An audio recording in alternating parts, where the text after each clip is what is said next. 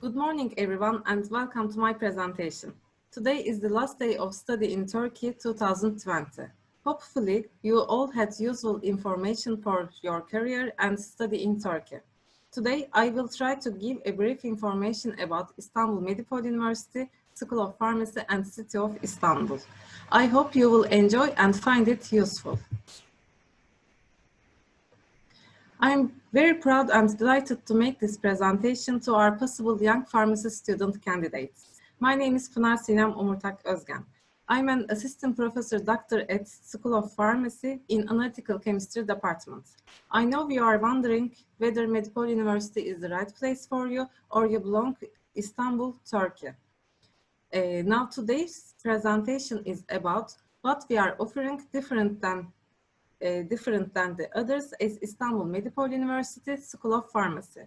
Hopefully, this presentation will help you to find your way from high school to university.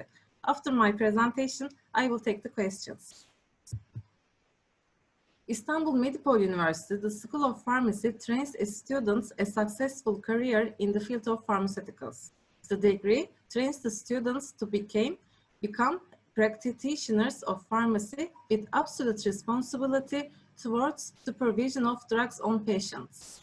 We train pharmacists who are capable and ready to take responsibilities, can contribute to health of society by doing investigation and analytical research, enlarge knowledge based on the ethical values.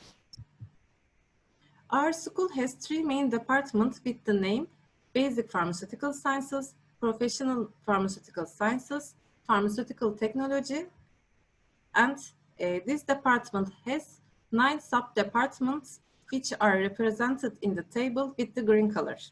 The first 2 years of pharmacy education in Istanbul Medipol University is based on basic pharmaceutical sciences, which are analytical chemistry, pharmaceutical microbiology, and biochemistry.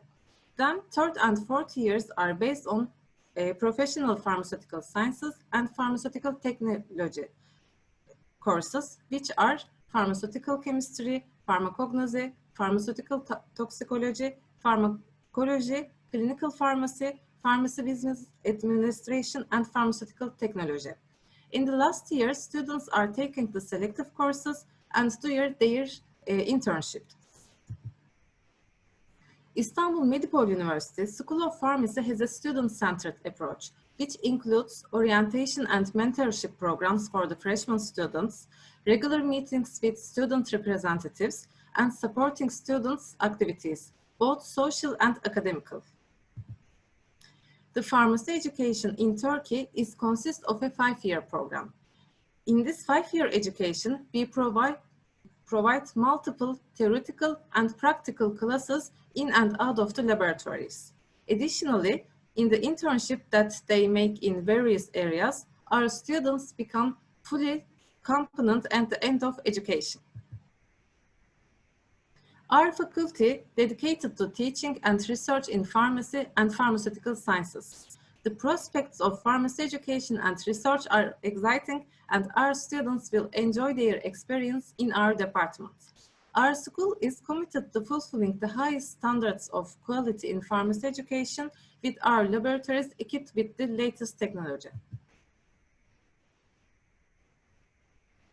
Here you can see some photos of our laboratories.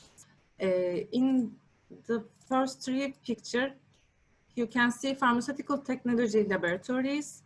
In here, pharmaceutical chemistry laboratory, and here, pharmacognosy laboratory, and last one is the pharmaceutical microbiology laboratory. These laboratories are equipped with laboratory benches, you can see in here, arm-type fume hoods in here and also in here, and microscope in especially pharmaceutical microbiology laboratory. This year, Istanbul Medipol University School of Pharmacy celebrated its 10th year in undergraduate education. From 2020 and 2021 academic year, we are planning to welcome 60 undergrad students to English pharmacy program. Our academic staff have different backgrounds holding national and international merit and credentials. Our academic staff consists of a 5 professor doctor, 10 assistant professor doctor, and 10 research assistants. Istanbul Medipol University provides an accredited training program at the School of Pharmacy since 2019. With this accreditation, our education, academic staff, scientific researches, physical environment, financial resources, student services, and the mission fulfillment were evaluated in terms of compliance with the requested standards, and quality assurance was approved.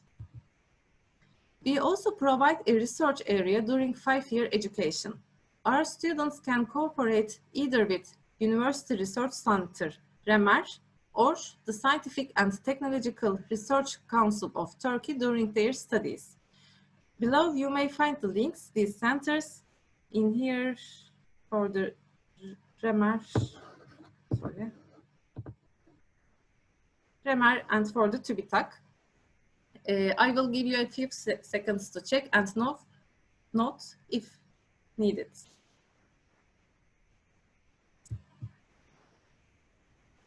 Here, we encourage our students to participate in academic studies, presentation, and congresses, or publishing student journals with the name Pharmacive.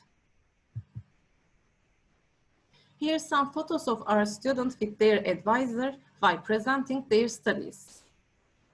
Studying here gives you an experience to combine both scientific development and improvement on your social circle. Istanbul Medipol University School of Pharmacy definitely does a great job of letting you blossom into the person you want to be. All year long, Istanbul Medipol University Pharmaceutical Students Association had a tons of activities such as career days, certificated programs, supportive activities, and botanical excursions. And all pharmacy students, including other universities, are welcomed in this student association to be part of it. Here you can see some photos from this event, social events, and also academic events from the photos.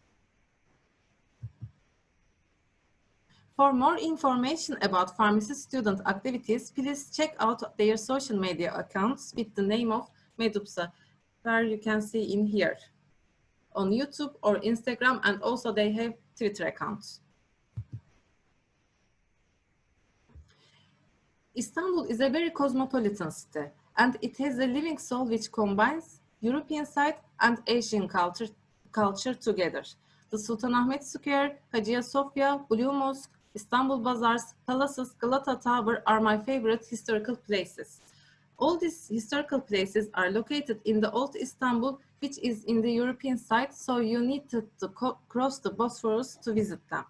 Besides this history, Istanbul has a young soul where you can find in Anatolian sites such as Kadıköy or in Princess Islands. Its rich cultural history provides a natural destination for so many creative energies, especially young students from around the globe. Here you see the bird's eye view of Istanbul in this picture. And here, where Istanbul Medipol University South Campus is located with the red pin. The South Campus is literally in the middle of Istanbul and near to the second bridge located in the Kavacık. You can see the bridge in here and our campus is here. That's why some of the classes are very nice Bosphorus view. The South Campus covers the School of Pharmacy and all the laboratories and classrooms. Also, it's the largest Istanbul Medipol University campus that covers many faculties and number of facilities such as library, dining halls, shopping center, hairdresser, cafes like Starbucks and Kahve Dünyası, dormitories, research centers, and also laboratories. Before finishing my presentation, I want to share with you some important links. To find more information about acceptance and financial issues, please check these websites and social media accounts. I will give you a few seconds to check these websites and take your notes if needed.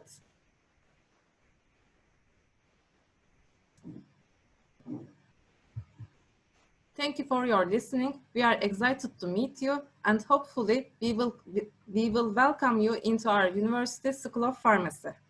I will gladly accept your questions.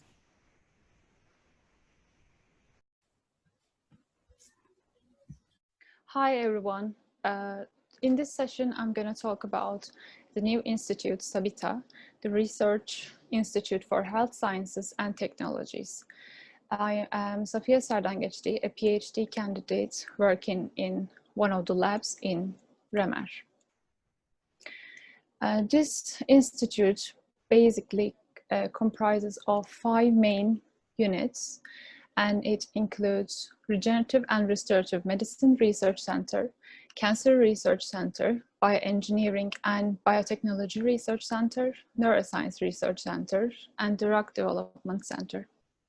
Under the umbrella of these 5 main centers, there are lots of different labs on many multidisciplinary fields. And we have exclusive laboratory facilities in these centers. And in the present infrastructure, we have one of Europe's most advanced and highest capacity microscopy imaging laboratories. We have electron microscopy and very different types of confocal microscopies and microTVizer systems that you can study cell mechanics and lots of other research. And right now we have Turkey's most extensive transgenic animal stock and highest capacity experimental animal centers, and an exclusive animal like axolotl. We are the only research center that studies axolotl in Turkey. And we also have Turkey's most developed systems biology laboratories, including genomics and proteomics labs.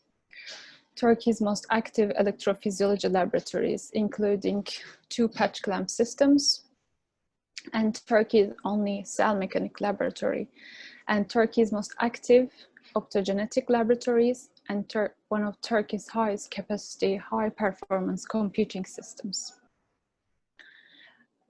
These lab facilities are a great environment to study many different fields and research topics. So I'm going to talk about main research fields that a lot of different groups are studying. One of them is nervous system.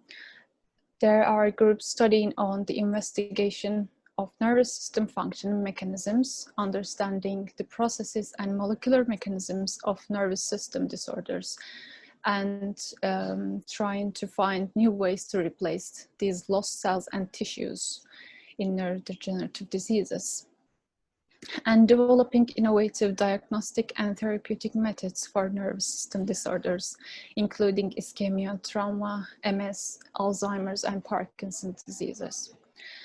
And as I mentioned before, we are the only research center that includes axolotl, a type of salamander endemic to Mexico.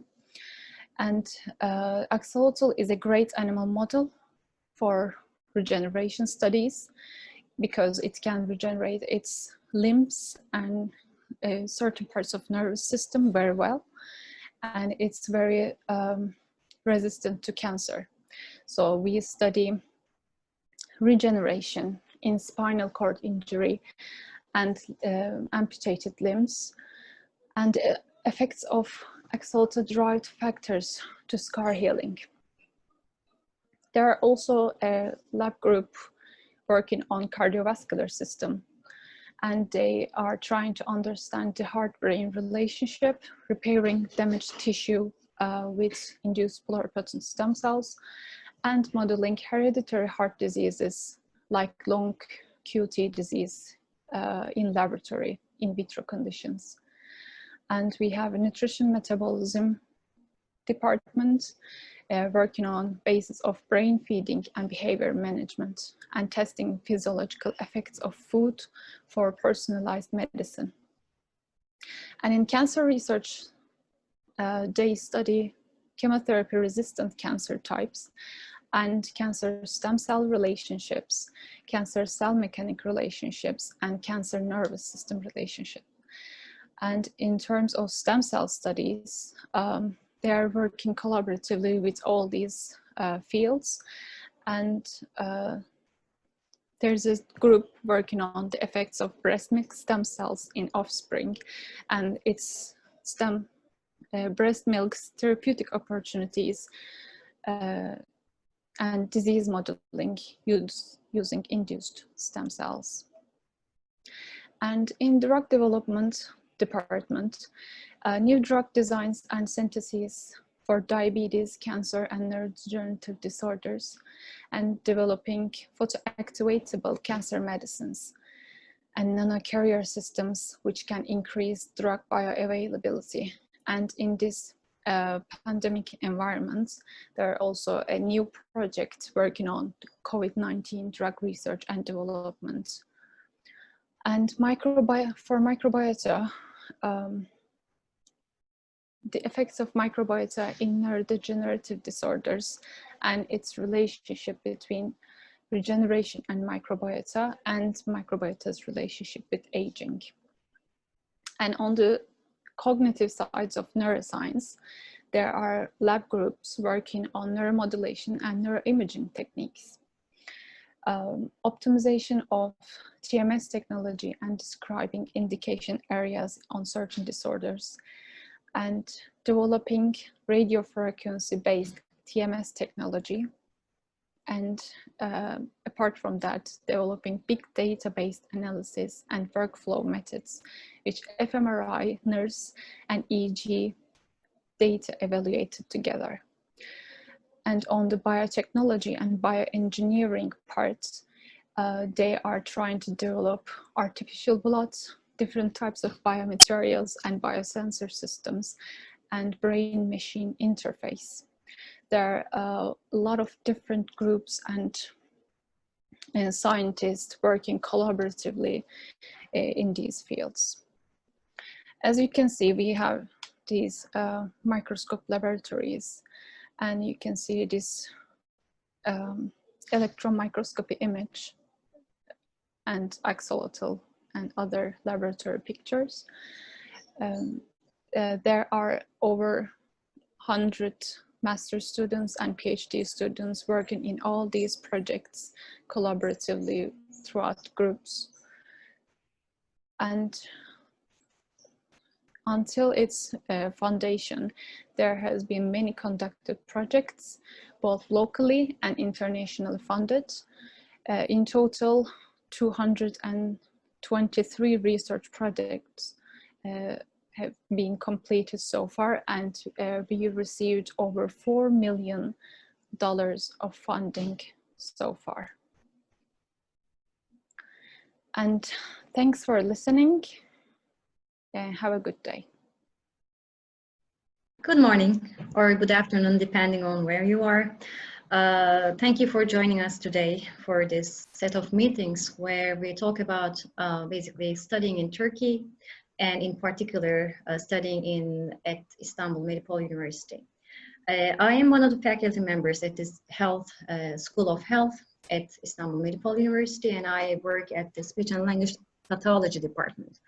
Today I would like to have a little chat with you about this area, this health sciences area, which is one of the trending areas for universities, for college students.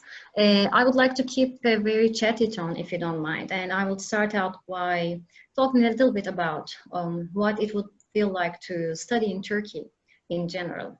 I'm assuming if you're attending this fair, you have some idea about what kind of a country Turkey is, but I will just give a brief introduction anyways.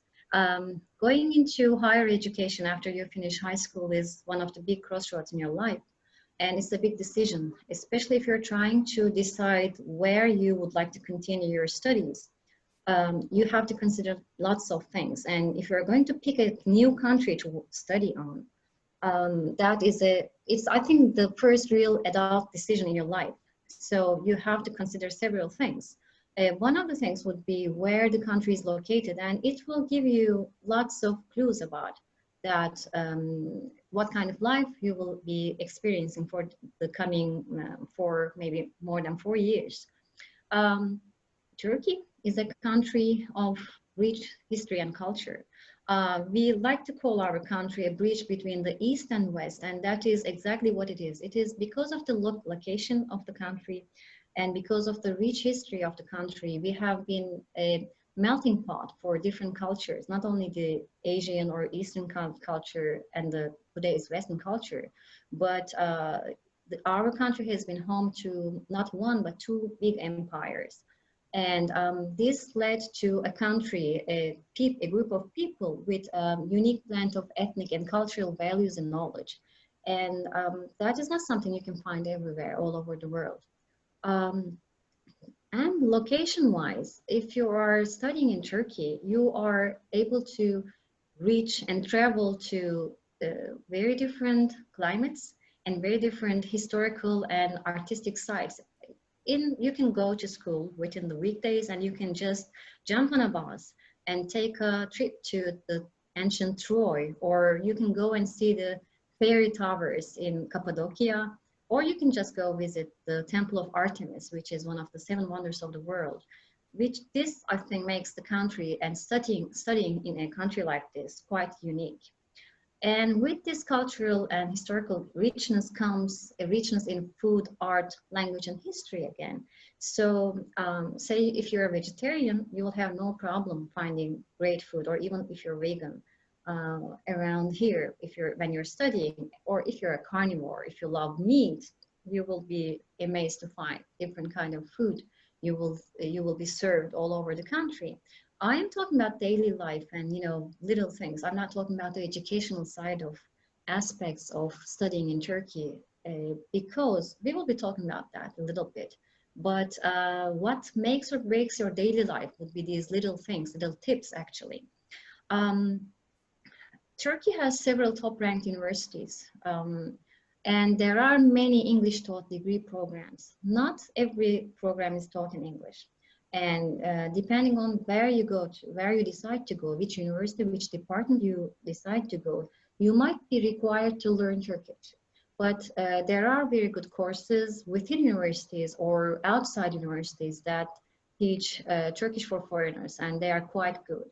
And there has been many international students who mastered the language within a couple of, not a couple of months, but over the 6-month period.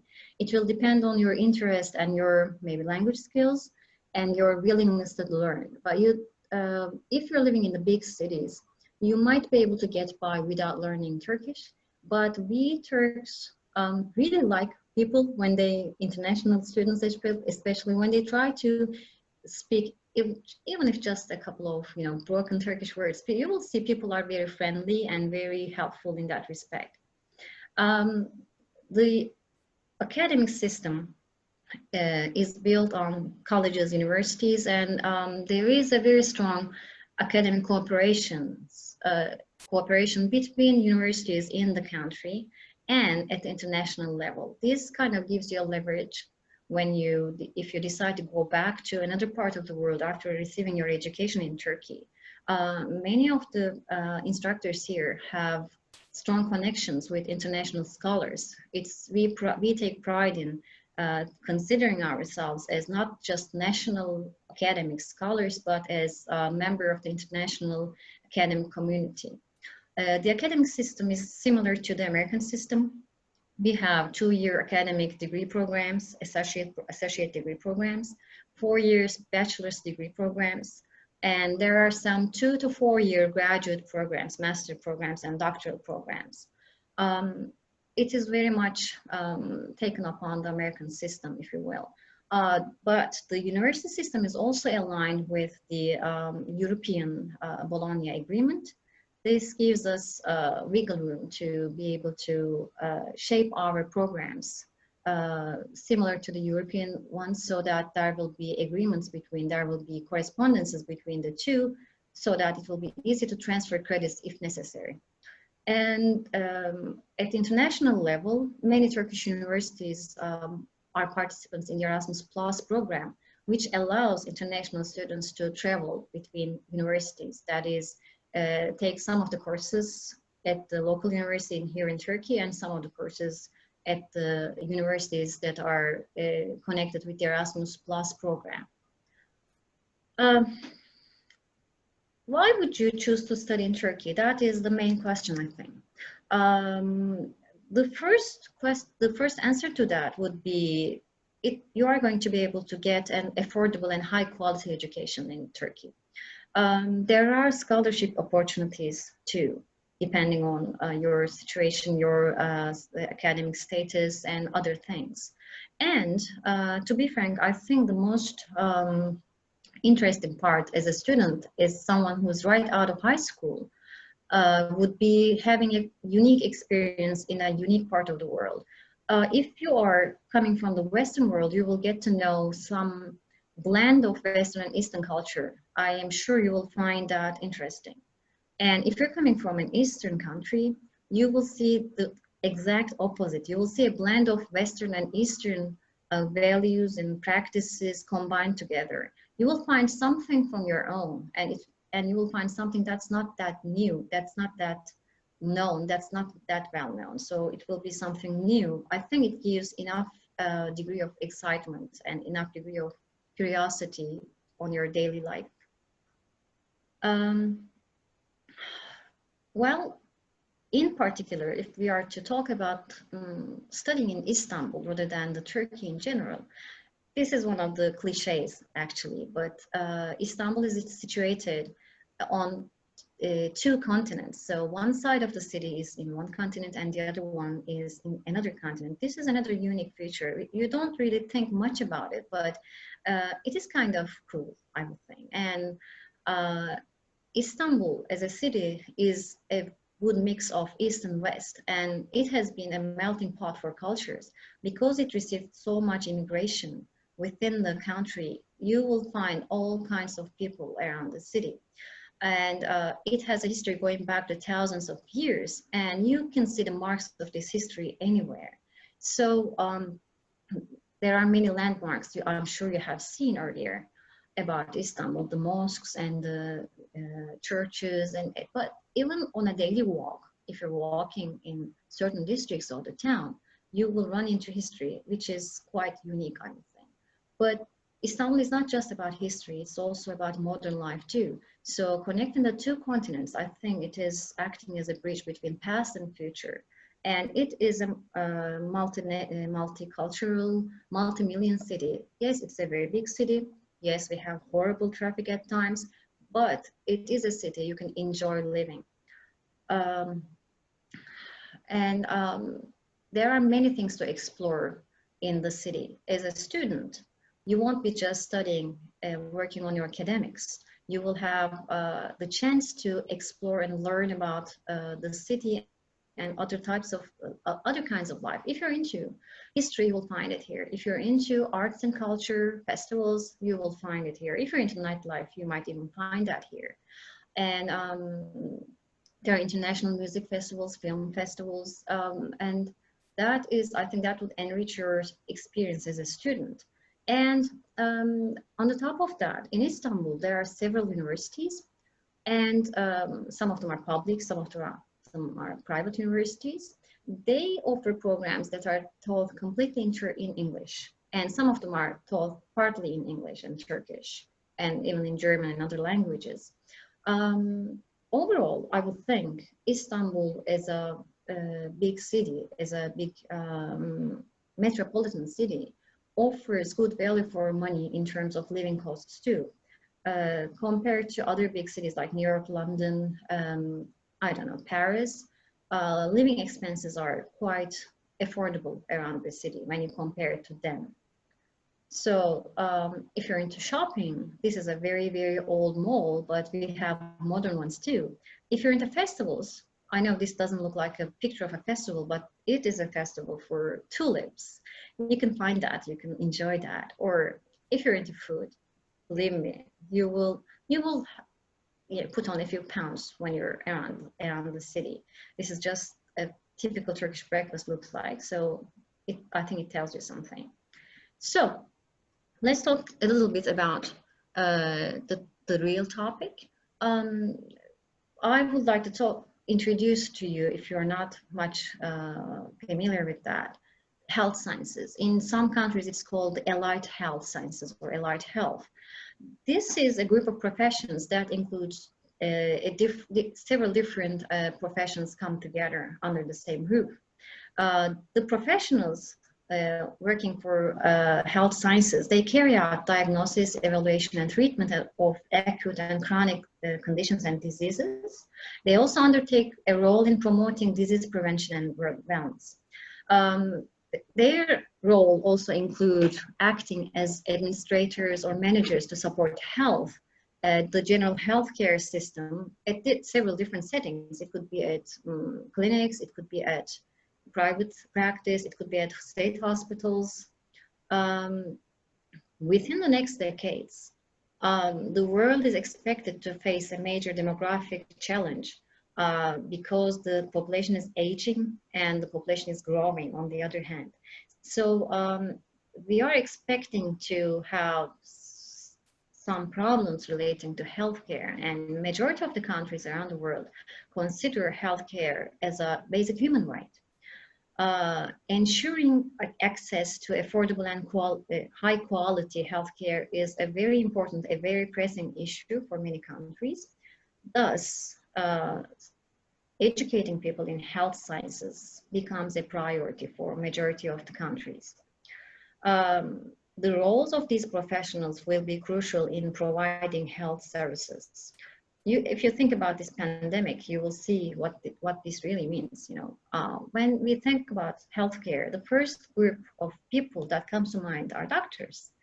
Of course, they are very important. They are the integral part of the system, but there are many more professionals who support doctors in to be able to help, so that they will be able to do their jobs. Think of these scenarios, if you will. Think of yourself as an occupational therapist, helping people who had a bad accident to learn to eat again on their own again, or helping a child adjust to a prosthetic leg and take their first step. Or you could be a dietitian or a nutritionist. You could be advising pregnant women on how to feed themselves and their babies. Or you can work with elite athletes and help people who are overweight, help obesity and regain their health. Or you might be a speech language pathologist and help stroke patients regain communicative abilities and reconnect with their families to be able to say words to them again.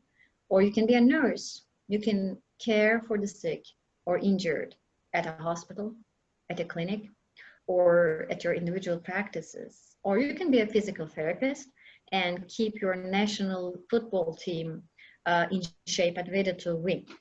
You can be a social worker, serving children from disadvantaged backgrounds and give them a chance to have a better life through education. Or you can be a midwife, helping a pregnant woman bring a baby to the world. These are all things you could do if you are a part of this occupation. So in short, if you're working in health sciences, you would have an occupation that makes a huge difference to other people's lives in society, that is rewarding and prestigious, that is always in demand, with high employment and quite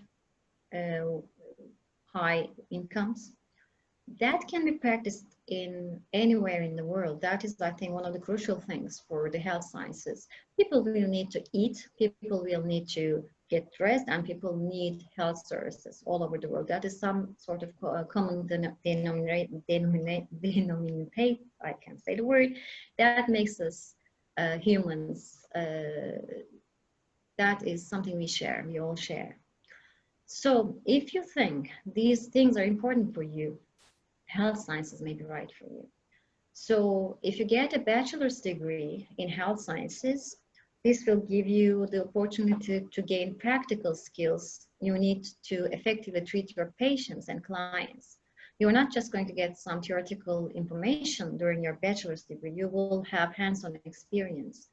And with the advancement in the technology, many more careers in this area are appearing.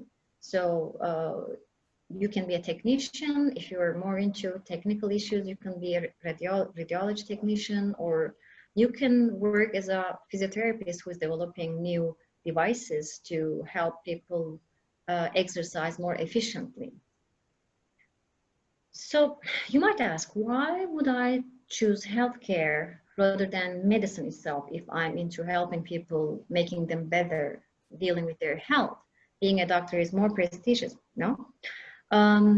Obviously, medicine and health sciences are interconnected, but when you receive an education in healthcare, you are going through a faster track to join the workforce. So it means you will have your degree and you will be able to work right away. Studying medicine takes a lot longer. And compared to medical degrees, degrees in health sciences are more affordable time-wise and financially. And when you get your degree, you are ready to go.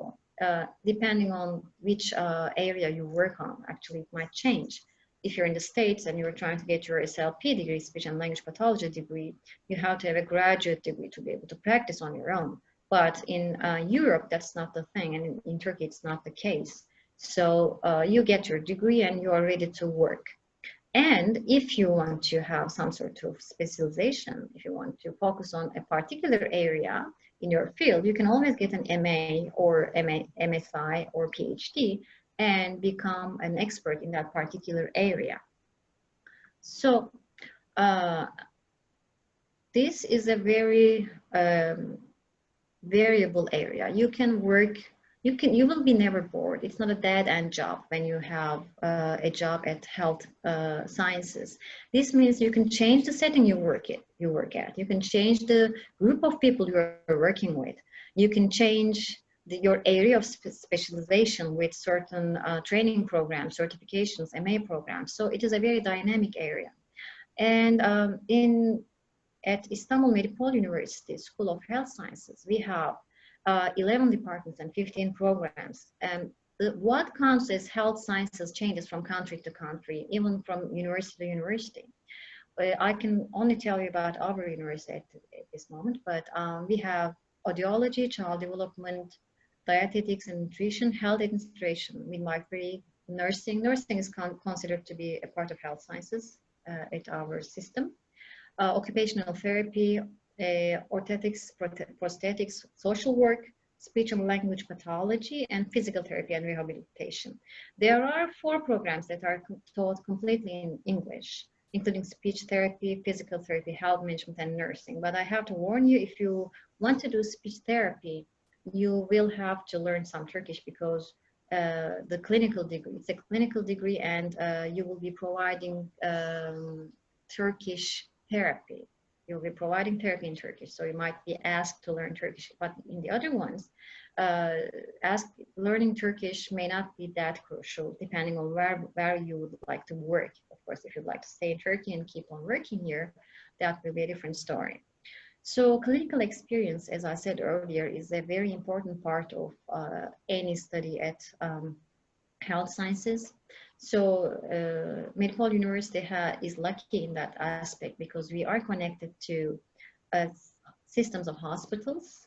So we take pride in providing our students with unsurpassed clinical opportunities because we not only have clinical facilities here at the university, but also at Medipol Mega University.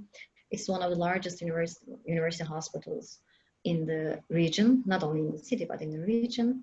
And there are other associated hospitals all across Istanbul. Our students go and get their clinical experience in that settings as well, other than the local, in-house clinics at the university. We also have, as I say here, on-site specialized facilities. We have one place which produces orthotics and prosthetics. They design and produce the items, and we have a speech language therapy clinic, Medcom, within this building, where we provide clinic and pediatric rehabilitation to all sorts of patients. We also have an active daily living clinic and pediatric rehabilitation clinic. So these are advantages the university can provide to you. With its unique cultural and geographical status, combining the West and the East, Istanbul and Turkey provides a one-of-a-kind experience to international students, where they are very much welcomed. So if you're seeking a career in healthcare and a once-in-a-lifetime educational opportunity, you are welcome to come join us at our university at Medipol University School of Health. We'll be very happy to meet you and clap you when you graduate. Thank you so much. If you have questions, I can take them. If not, I will say goodbye. Hi, everyone. I am Dr. BETUL ORTAKOY. My specialty is especially marketing, consumer behavior, and brand management. And currently, I'm working in Vocational School of Science in Medipol University and Faculty of Business and Management. First of all, I want to talk about why you should choose Istanbul for education. Honestly, I can say that Istanbul is one of the amazing cities that I traveled around the world, most cities, and I'm pretty sure that Istanbul is one of the most amazing cities because it's a bridge between cultures. Physically, yes, it's a bridge between West and East, so it's a mixture of cultures, but also it's a socially a bridge, economically a bridge, and also a cultural bridge, as I said. Because of that, you can find many opportunities in Istanbul. You can find whatever you want in Istanbul, even for education. You can find seminars, talks, lectures, education centers, and also you can find many places to visit, to travel around, historical places, and also some fancy places. And also because of it is the biggest city of the Turkey, and as I said, because of it is a bridge, you can find many job opportunities here. Global companies and also local companies, you can find many job opportunities in Istanbul when you're graduated from a university in Istanbul. And secondly, why you should choose Medipol University? Firstly, when you are choosing a university, you should look for some points. For example, what is the location of university? How wide the network of professors, because they can lead you to another universities, to master and to PhD if you're thinking for academically. And also you can search for the physical opportunities and educational opportunities. And I can say that Istanbul Medipol University is one of the best options in Istanbul, in Turkey, because we're applying so many seminars in here, so many educational lectures in here, so many also in Istanbul Medipol University, we have many different departments, so you can choose different departments in here.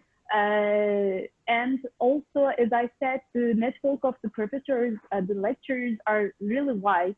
They are leading you after even your graduation to another universities or to another if you want to work, to the companies, to the job opportunities. So I can say that Istanbul Medipol University is one of the best options in Turkey. And if I may talk about the Vocational School of Science, I can say that we have 15 different programs like banking, international trade, administrative, so on. You can check our website for the programs, and I put the link below. So we have many different programs, so you can find whatever you want, whatever is suits for you in our Vocational School of Science. And also, I can say that in Medipol University and also in here, we have a career center. So we are not following you just in studying in here. Also, we are following you after the graduation of Medipol University. We are checking you if you find a job, or if you can't find a job, if you need our help, or for example, if you wanna continue in an academic way. We are leading you we are informing you about other universities in abroad. So we are not following you just in here for students. We are also following you after your graduation. So as a Medipol University, we are a really big family. We are follow up each other. We are caring about each other. And especially in Vocational School of Science, it is important to be here because we have 1 year internship in your second grade. What does that mean? So you can combine your theoretical knowledge in real life, in practical life. You're seeing the private sector, you're seeing the job opportunities. So you're combining your knowledge, your theoretical knowledge in real life, in practical life. So you actually, before graduation, you will be ready for the real life. After graduation life, you will be ready. And especially for our students, because they are continuing their internship for 1 year, generally employees are tending to hire them. So generally, the places that they're gonna work will be ready before graduation. And for the lectures, I can say that we are not giving you in a standard way. The lectures, we are not teaching you in a standard way. We're trying to do our lectures in an interactive way, like giving projects, cases, comments. So you can understand deeply what the things that learn help you in the real life. Also, we are arranging some field trips to the companies, so you can see real places, the real job opportunities, and you're finding chance to meet global firms, global companies, managers. So it will help you to build a network before graduation. Also, generally, we are inviting businessmen from business sites. We are doing business talks. So they are sharing their experiences and ideas with you. And it helps you also to create an idea, to create a image about the real life, about the companies. It helps you a lot also. And also because we are, as I said, at banking, international trade, administrative areas, it is really important for us to build connections between university and private sector. We have a pool with the companies. So we are trying to help you to find internships, also to find jobs, also doing together some projects. We have a pool of private sector companies. So we are trying to combine the theory and the practice all the time. So today, actually, I want to also talk about framing and decision making, and I will at the end, I will tell you why I'm actually talking about framing and decision making, because the university is also, choosing a university is also a decision making. So I want to talk about some bias when we are giving a decision in real life. Because of loss aversion, we are affected by frames, some frames. Loss aversion means that the tendency to prefer avoiding losses to equivalent gain. It means, for example, when you lose $100, the pain from loss is higher than when you find a $100 in the street, the happiness, the pleasure of the gain. So we are feeling the sadness to lose more than the gain. So because of loss aversion, we are affected by a frame. It means when people present something in a positive connotations or negative connotations, even the problems are the same or the decisions are the same, we are affected by them. So, for example, in this picture, some person can say this bottle is 66% is empty, or some person say this bottle is 33% is full. mathematically, the situation is the same, but sometimes we are affected by how the problem or how the decision is presented, which frame.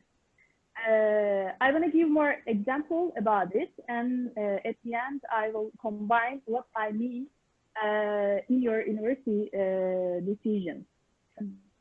For example, if you are on a diet, and if we are seeing a frozen yogurt with 20% fat, and the other yogurt is 80% fat-free, we are choosing 80% fat-free option. Actually, the decisions are same, the problems are the same, but we are affected how the people presented the knowledge in each frame.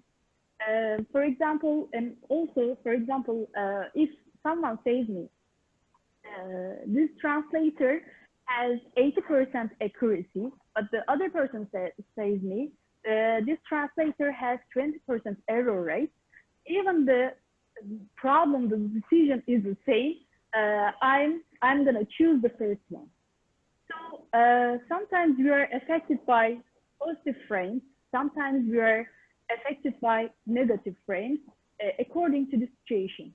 For example, if we don't want to lose something, for example, especially in social decisions, we are affected by negative frames. For example, if someone says me, if every pet you buy means a child does not go hungry, or every pet you buy helps feed children. Generally, in this situation, in social situation, we are affected by negative frames. But generally, the decisions that I'm gonna take about myself, about my goals, about my motivations, positive frames are more effective. And the Asian disease problem is actually the first experiment of this framing theory. I will skip this. You can match this with illusions, like illusions. We are actually perceptive life, not in a real way. All different people have different perceptions about life, so we are perceptive life differently. Like illusions, for example, when you see the left side, the circles, even I know the circles in the center have the same size. I'm seeing them. I'm seeing the left side circle is bigger than the right hand side. Why is that? Because the surroundings, the frame, are affecting my decision, my brain, my perception. So I can say that just take care who you are hanging out with, because if you are hanging out with a taller person, definitely you will perceive it as a shorter person. But if you are hanging out with a shorter person, definitely you will perceive it as a taller person. So perception, decision making is like that. We are not totally irrational people. We are sometimes making decisions in an irrational way. So in deciding the university, as I said at first, you should actually think on it in a longer way, and also making a list, advantage and disadvantage list.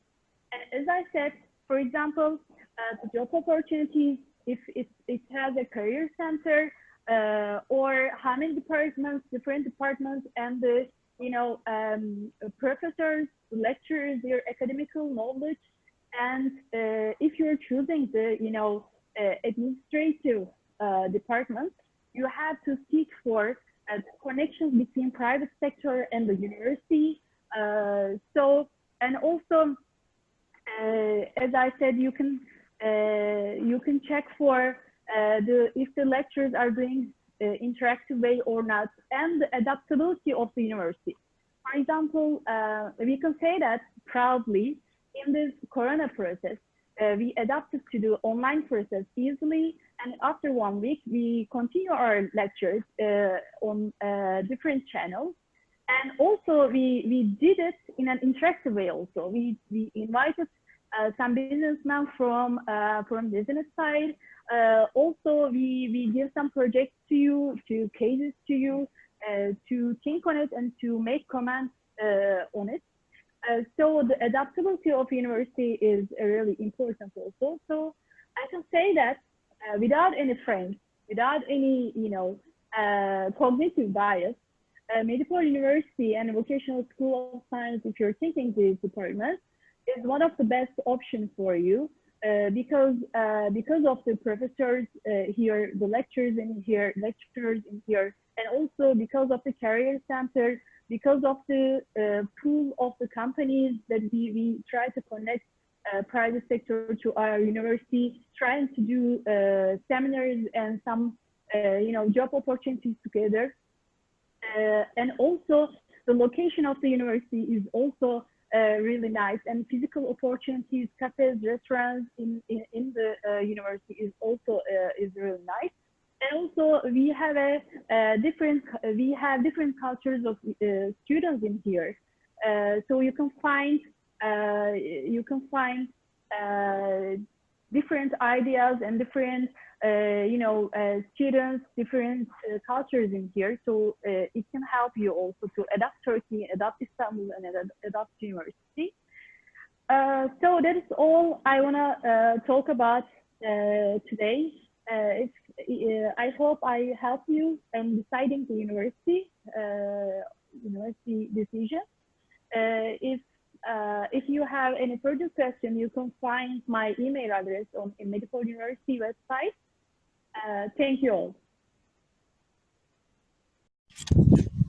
Okay, we are going to talk about the United Nations and peace and security today. My name is MUHAMMED HAYYAR. I am a research assistant at the Istanbul Medipol University School of Law, Department of International Law. I want to start with a brief information about Istanbul Medipol University and the School of Law. The university is established in 2009 and it accepted its first students in 2010. For today, we have more than 25,000 students on a yearly basis, and the university is ranked in 3 different lists by Times Higher Education in 2020, namely Young University Rankings, Impact Rankings, and World University Rankings. You can check this out on the Times Higher Education website. And about the School of Law, we try to educate professionals who are equipped with a solid notion of law and justice. And we expect from our students to contribute to the public as legal scholars, attorneys, prosecutors, judges, and other public and private agents. Normally, our duration of legal education is 4 years, but if you don't know English very well, if you do not have adequate level of English, you need to study 1 year long English language training. And actually, if you cannot speak Turkish, you should also learn Turkish, because our language of education is 70% Turkish and 30% English. After this brief introduction, I will continue with our topic, the United Nations and peace, international peace and security. Firstly, to understand the role of United Nations and on the issue of international peace and security, we should evaluate the historical developments first. Before the First World War, states had the right to wage war, which means there were no restrictions regarding the use of force. States were able to start a war for political or legal disagreements between them during that time. But this changed after the First World War. The catastrophe of the war pushed states to develop certain restrictions on the use of force and build a permanent forum for dialogue, namely League of Nations. Member of this organization, the League, accepted to try peaceful methods to avoid wars as well. And after that, in 1928, the war became prohibited with the Bryan-Kellogg Pact. It's an international agreement. But despite these attempts to prevent new wars, the period between the First and the Second War was not peaceful at all. There were practices of use of force on various occasions. There were wars, there were armed conflicts. Of course, the biggest failure of this period was the start of the Second World War. The Second World War is one of the deadliest wars of the entire history of humankind and the worst types of atrocities seen during the war. The New World War showed that the existing restrictions rules were not sufficient enough to maintain international peace and security. Because of that, the founding fathers of the post-Second World War era, who learned from their past experience, decided to take a step ahead and prohibit the use of force in general. So this means that no states can use force against other states unilaterally, with the exceptions of self-defense. So there's a total ban of use of force after 1945, with the exception of self-defense. After the prohibition of the use of force, the duty to maintain international peace and security is given to the United Nations. The United Nations is an organization with its 193 current members. These members are states. So this is an international organization which states can become a member. This organization is almost global today, and it is the main platform for states to promote peace and security. The UN has 6 principal organs, which are Security Council, the General Assembly, the International Court of Justice, the Secretariat, the Trusteeship Council, and the Economic and Social Council. And it also has many other linked organizations under its structure. As the main aim of the UN is to maintain international peace and security, its structure is also utilized for this purpose. But since we have only limited time, I will be able to briefly explain the roles of the Security Council, the General Assembly, and the International Court of Justice roles to maintain international peace and security. These 3 main organs are the most important ones to keep or to maintain international peace and security, and I want to focus on these ones. The court's role is to settle, in accordance with international law, legal disputes submitted to it by states and to give advisory opinions on legal questions referred to it by authorized United Nations organs and special agencies. So other United Nations organs or special agencies can ask legal questions to this court, and if there's a disagreement between member states or states in general, they can also ask court to solve this disagreement. The court decides disputes between countries based on the voluntary participation of the states concerned. So the court seeks consent of the parties. And if a state agrees to participate in the proceeding, it is obliged to comply with the court's decision. And secondly, the General Assembly. The General Assembly is the main policy-making and representative organ of the UN. So it is kind of parliament of the whole countries. There is 1 seat for whole country, and their representatives speak for their countries. Through regular meetings, the General Assembly provides a forum for the member states to express their views to the entire membership and find consensus on difficult issues. So each country can speak with others in General Assembly meetings, and they can express their views to other states. And the General Assembly makes recommendations in form of General Assembly resolutions. These are only recommendations, so they cannot be binding. There is no binding character of these resolutions. Decisions on important questions, such as those on peace and security, admission of new members, and budgetary matters, require 2/3 majority, but other questions are decided by a simple majority. And lastly, the Security Council. The Security Council takes the lead, or we can say primary role, in determining the existence of a threat to or breach of peace or an act of aggression. It calls upon the parties to dispute to settle it by peaceful means and recommends methods of adjustment or terms of settlement. So it can make recommendations, but it also can take binding resolutions. Under Chapter 7 of the United Nations Charter, the Security Council can take enforcement measures to maintain or restore international peace and security. Such measures can range from economic sanctions to international military action.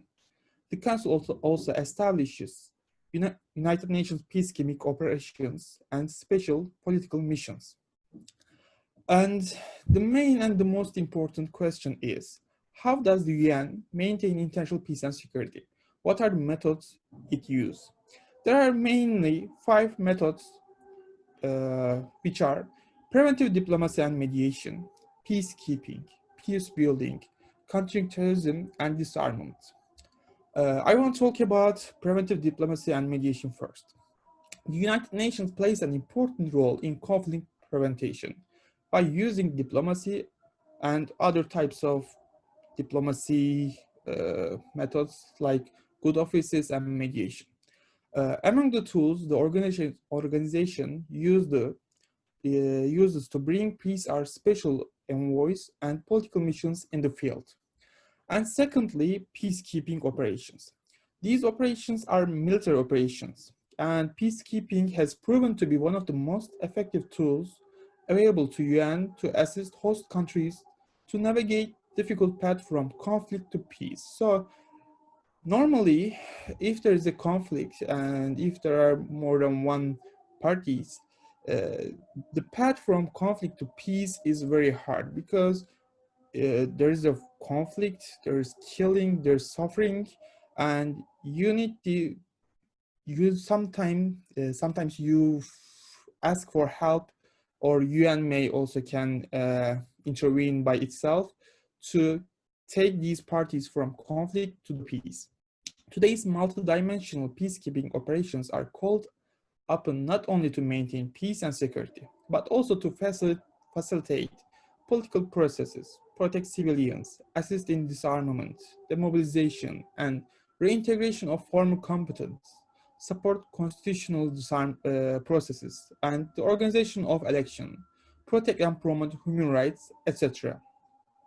So these peacekeeping operations are becoming more and more important and more efficient day by day. Peacekeeping operations get their mandates from the United Nations Security Council.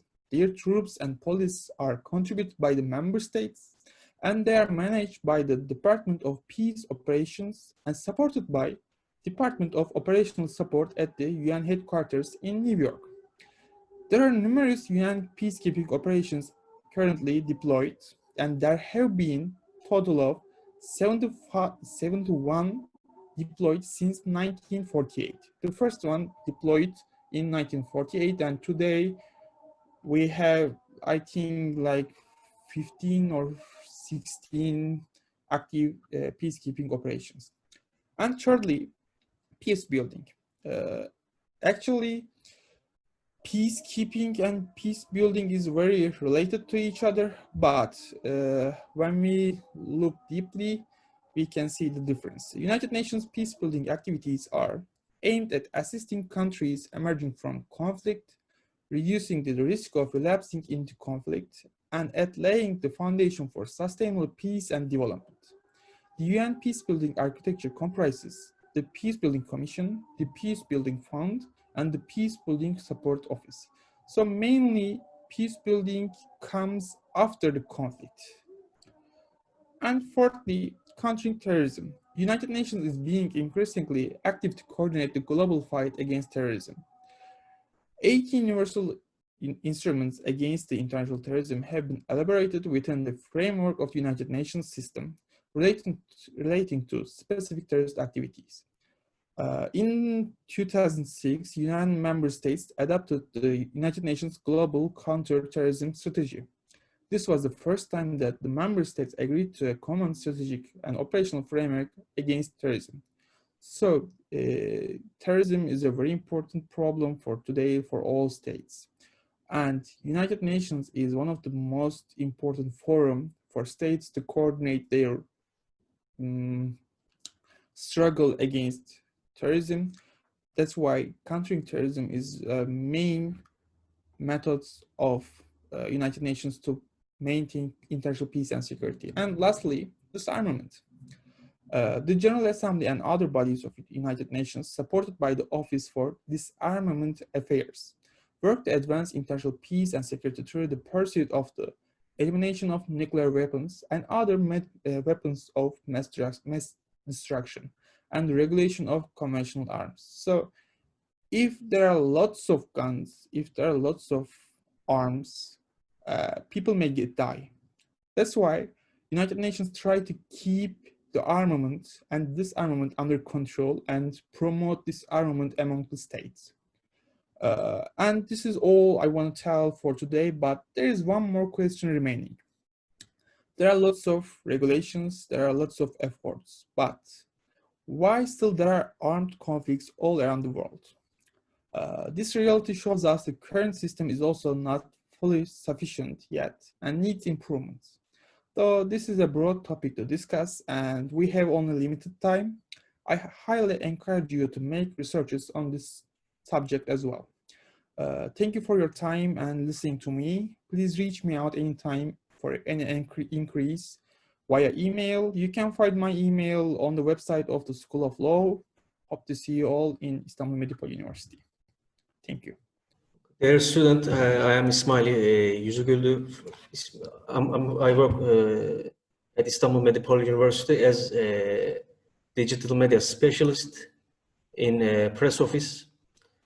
Today, I will describe about corporate communication and what Istanbul Medipol University doing for corporate communication. What we have, what is our purpose. That I'm going to try to describe what we are doing. Now I will share my document.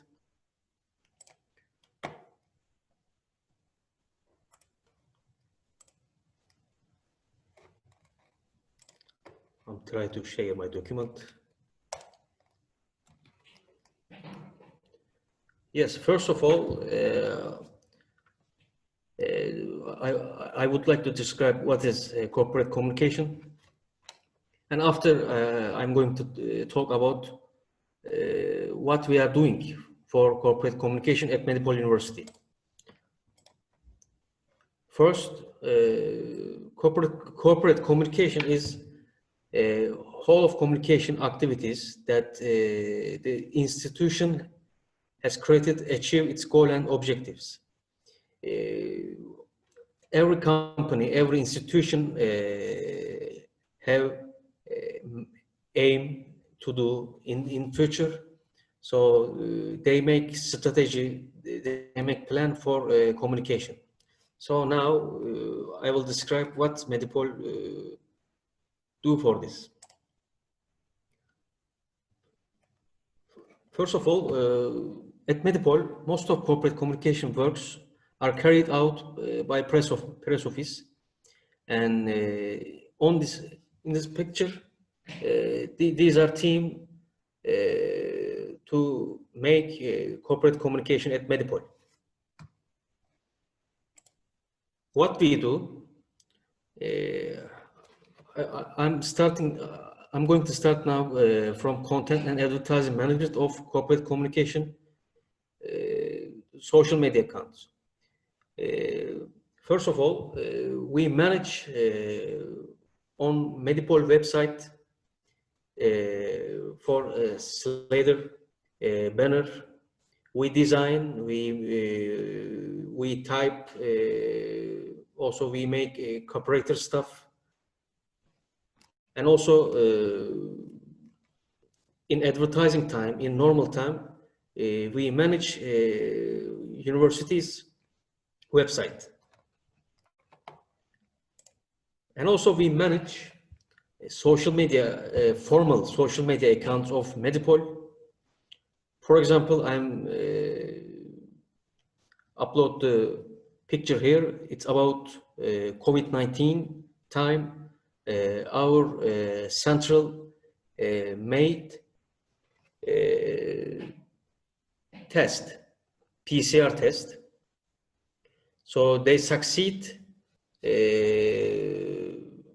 some PCR test, and we announce this on Instagram, and we took photo and we make it a collage and we publish it on Instagram, and our students or who follow us on Instagram have seen this picture.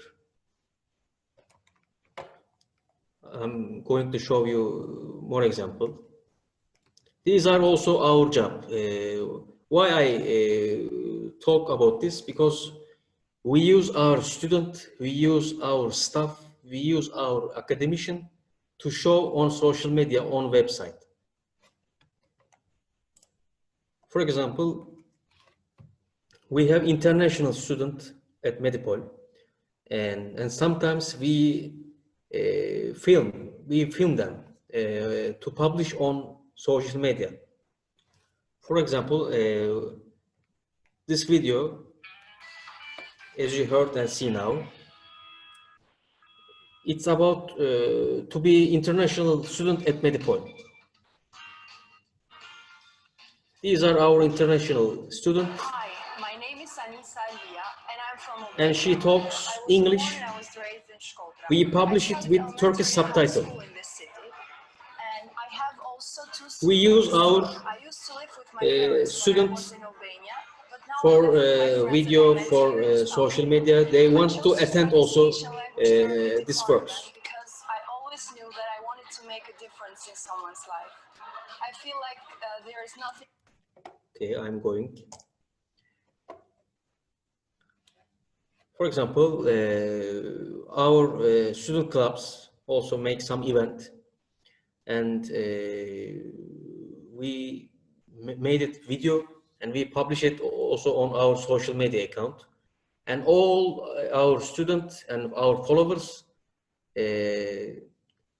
see what's going on at Medipol. This is our works also. And for example, I want you to watch this.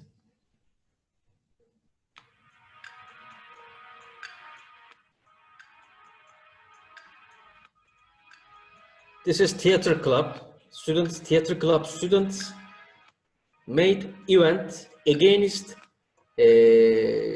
social media addicted.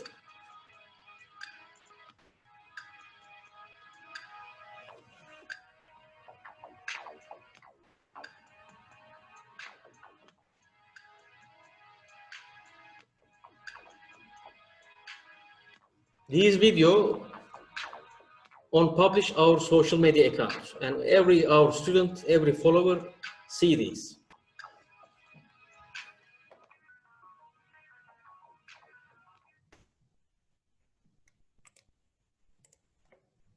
Also, COVID-19 period, our international students, some international students have gone their country, and they sent us video, and we make it collage, and we publish this video on our social media account.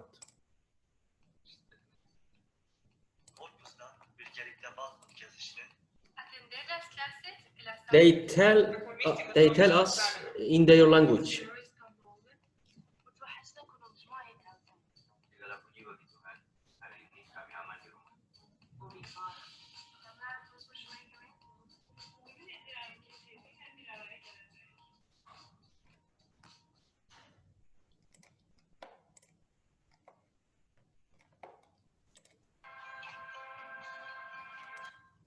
This video also, we made it in 8 March on Women's Days. So, our student girl performed on the video, and they doing their practice which belong to their department. This is about Women's Days. This is communication faculty student.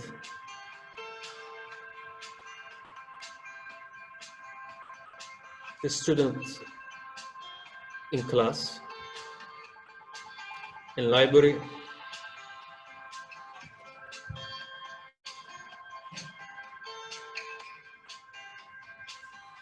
in engineering central, pharmacy lab,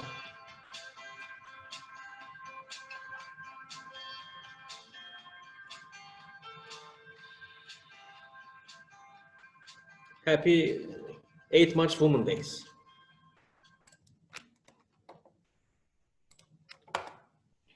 For example, in COVID-19 period, we made education online. So we describe this period on video. And now let's watch it.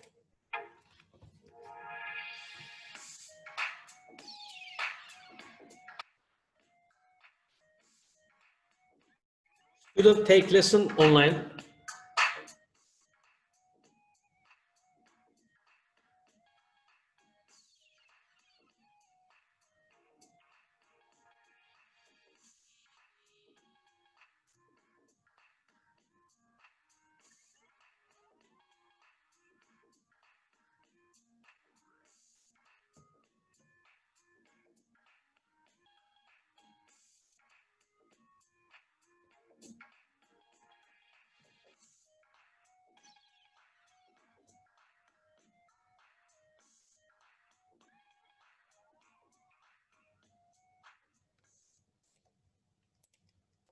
Also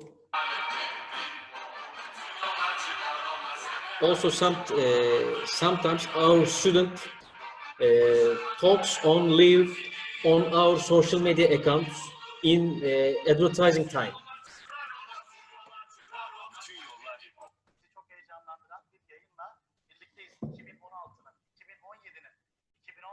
These are our campaign students, and they giving advice to other students, and we publish this on live on our social media at campus, at South Campus.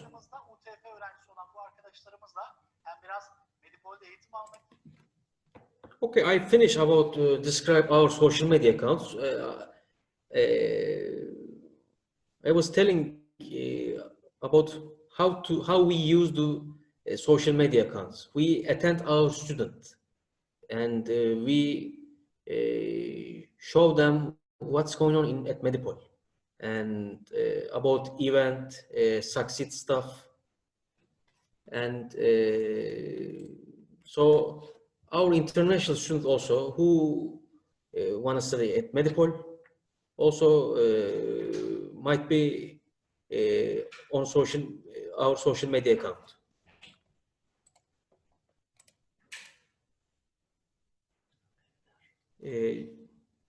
Just wait.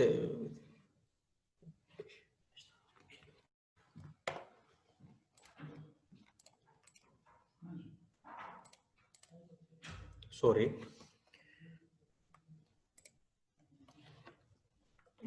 Now I want to describe about our news on website. Every improvement, every succeed, every discovering, we made news and we publish on our website. For example, our professor Mustafa Güzel, created first local scientific antiviral drug for COVID-19. We made this improve as a news on our website and we published this. For example, on website, we also help stray animals at our campus. So we also made this as a news and we publish it on our website.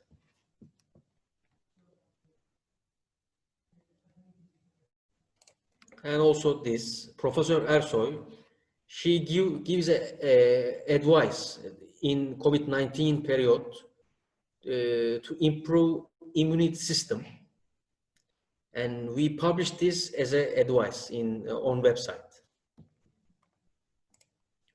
Also, sometimes news agency publish our news on their website or newspaper. Also, as an English, some international news channel also publish our news.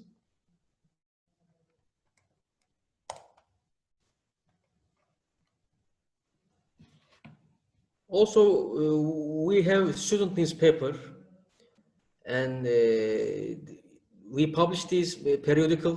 We have also books, brochure. These every stuff are making by press office, and also our academicians writing books, and these have been published by Medipol publisher,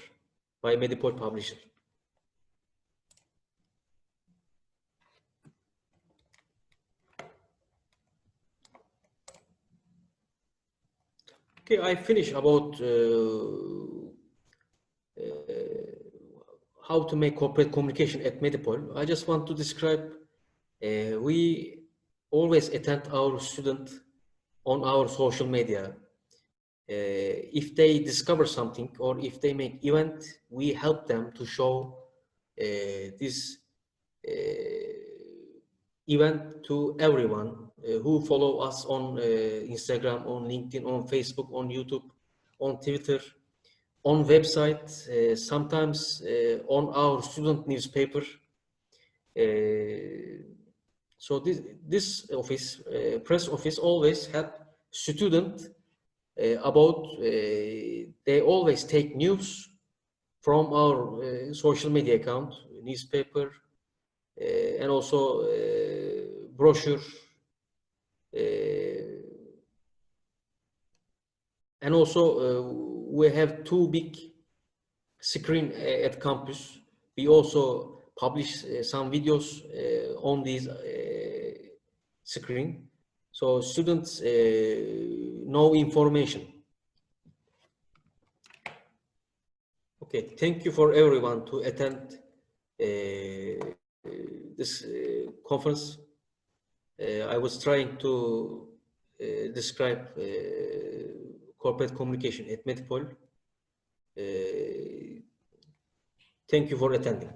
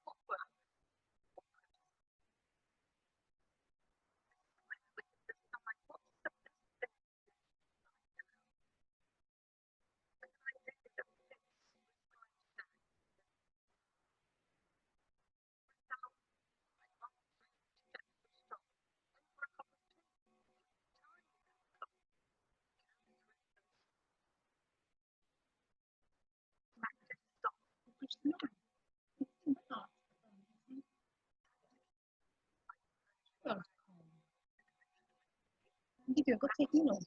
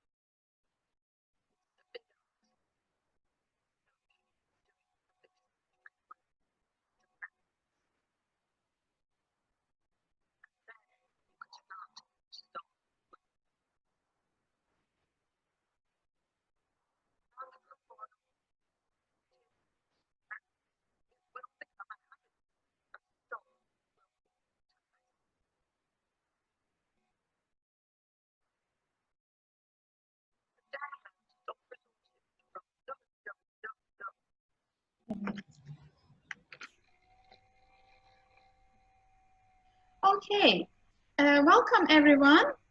It is such an honor and privilege to be with you today.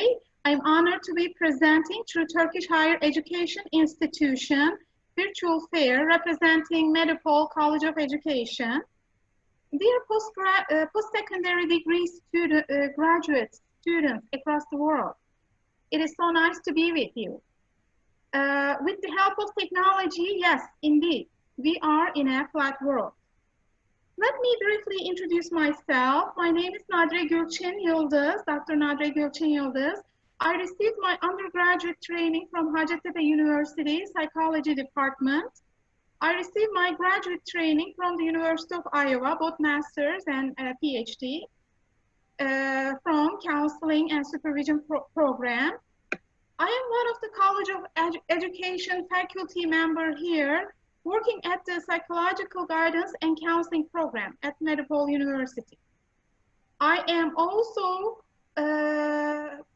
Psychological Guidance and Counseling program coordinator for English instruction program.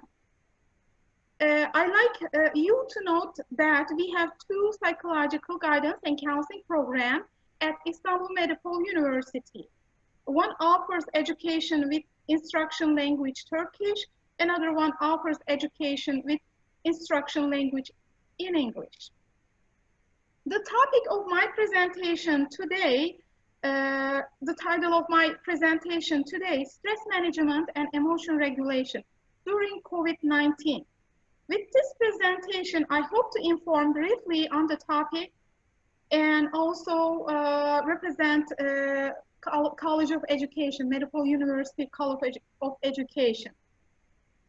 Many of you have probably been wondering, is it ever safe to study in Turkey with COVID-19 pandemic? Is there any safe place? I like to respond. When the virus outbreak started to spread the world from Wuhan, China, later in 2019, social isolation, restriction, and quarantine period influenced not only personal and interpersonal relationships, but also schooling, work, and family lives. Yes, we are in a stressful time, dealing with a global pandemic across the world. Stress management and emotion regulation during this time is very essential topic for all of us, professional, regular citizens.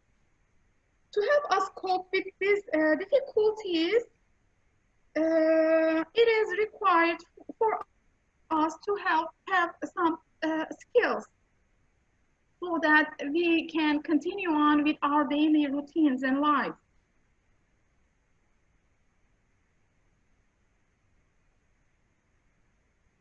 Okay.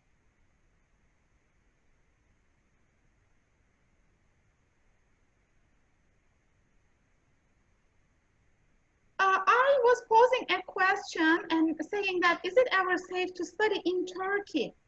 I would like to respond to this question again with no hesitation. Yes, indeed, it's very safe to study in Turkey because Turkey has taken rigorous precautions in order to prevent the spread of the virus.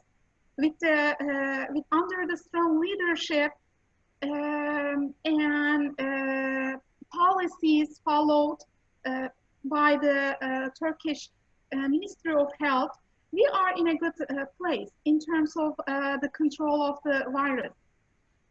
Daily briefings are provided to the public as the number of cases regarding what it is for each one of the day at the end of each evening. Health code tracks down infected people.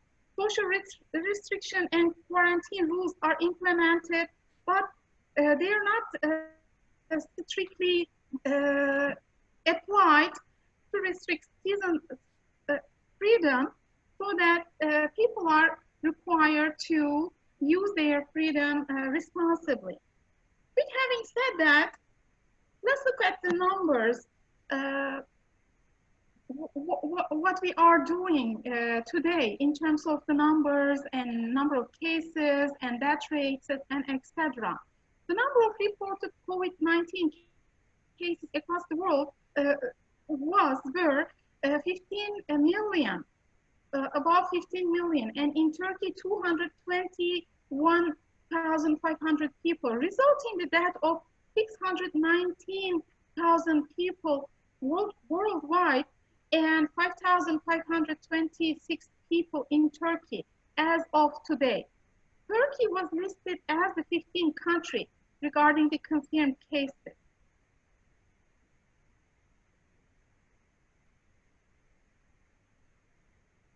I want us to listen to this short video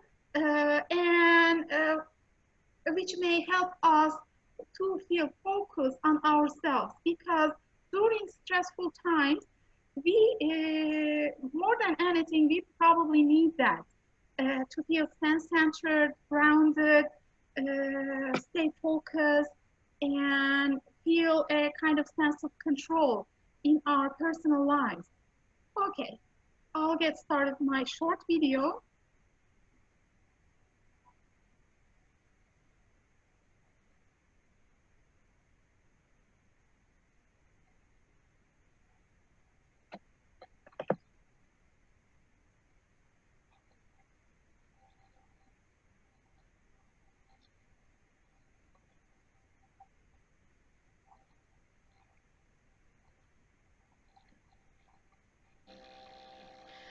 Okay, this short clip was very peaceful to me, especially such a shooting experience. To stop a minute in the middle of the day, taking a break from your work or personal life, it gives you a rejuvenated energy. Like, you know, we all feel energized when we do those kind of small exercises, when we integrate such exercises, practices in our daily routine. Yes, today more than anything, we need things like that. Self-care is so essential and important. Water, especially, you know, if you have observed yourself, how have you felt, and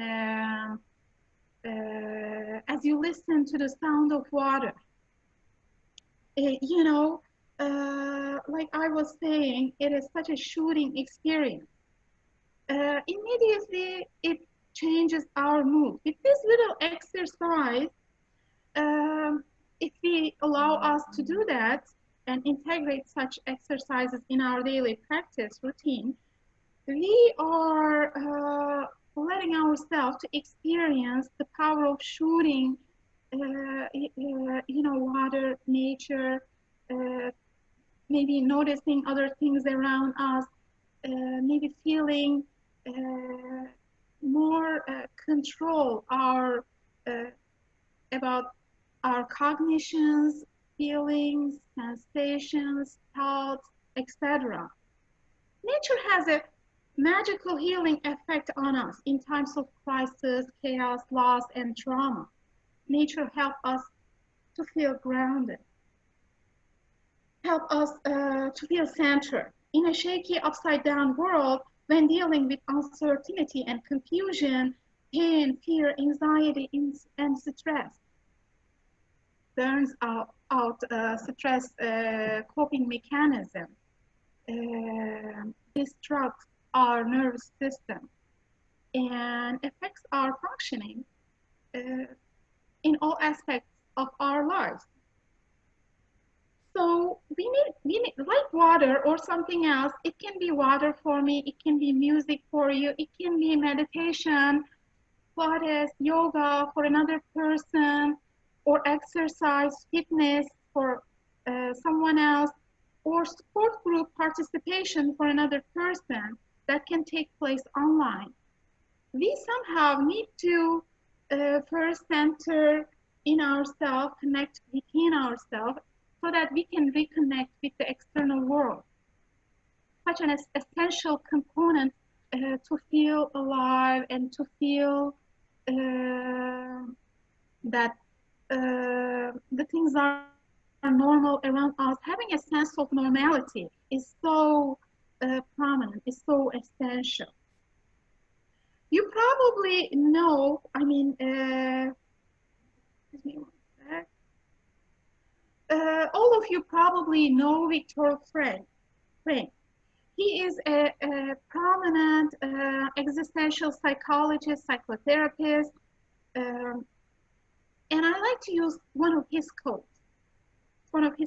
He said, between stimulus and response, there is a space. In that space lies our freedom to choose our response. In our response lie our growth and our freedom. Okay. In every day, in every moment, every second, every minute, we are exposed to millions, zillion of stimuli, okay, from our environment. Light, noise, well, touch, maybe other sensations given from our body. So all of those responses requires us to make choices. When we make those choices, there is a little tiny space, maybe a million milliseconds, maybe much smaller than that. So in that little time period, we can choose to either fight or flight or escape or avoid or analyze those sensations and feeling, make a more thoughtful, make a decision to respond in a more thoughtful way. If you pay attention, reaction is different than response. Reaction is done like without giving any thought to our action. But when we do choose to make a response to something, that is given some kind of cognitive process, some kind of cognitive work. We call that analyze gut feelings, emotional intelligence, emotional psychology language, in quotation. Okay, so in this difficult time, you know, the address is again ourselves. You know, we need to find ourselves. We need to feel grounded in ourselves. We need to feel self-centered so that we can conquer all of the difficulties, hardship, uncertainty, confusion, anxiety, stress, trauma, and crisis. All of those. Buddha said, it is better to conquer yourself than to win 1,000 battles.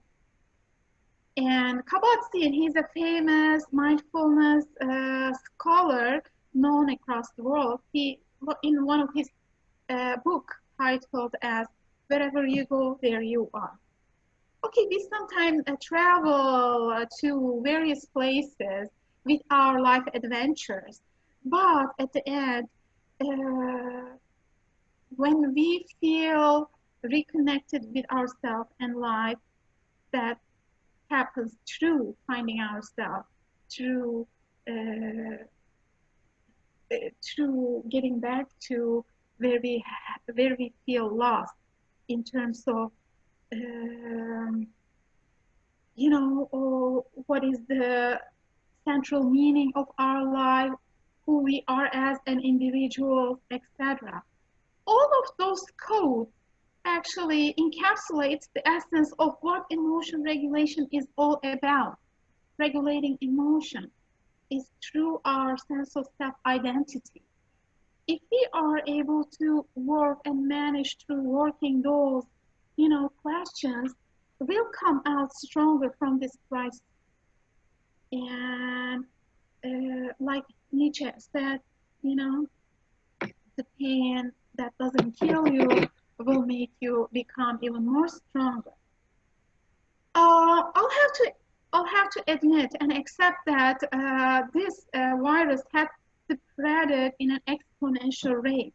All of a sudden, we didn't have any other choice but work from online, stay locked down in our houses. That limited our social connection with our friends, with our coworkers, and continue with our daily routines. So, so of course that has reflections and consequences how the schooling will be continued in the next coming year, in the next coming fall semester. With COVID-19 pandemic, we feel like, you know, this is not just a feeling, you know, special to me. It's a very universal thought or feeling. Our world is somehow, you know, fell upside down. How does it affect our schooling experience at higher education or secondary education? I'd like to discuss that a little bit. You know, when we talk about emotion and emotional regulation, I cannot miss talking about what are our basic emotions. Emotions are essential, of course, to work with humans, and essential data that gives what we feel and think and behave about situations that we face. There are 6 basic emotions, universal basic emotions accepted, you know, everywhere. And since Darwin's early study from last century and later work with emotional intelligence scholars, primarily Paul Ekman, confirmed that presumptions that those 6 basic emotions were central defining human behaviors because, well, they were universal, shared by other, you know, cultures, groups, and tribes. What were they? Sadness, you know, what were they? When you ask me about those, I would say sadness, happiness, joy, fear, surprise, and shame, and what else? Surprise. So why that is, you know, important for my topic of talk? Because when we face difficult situations like threats, for example, or fearful situations, like what do I do if I will get affected when I touch something that may be contaminated?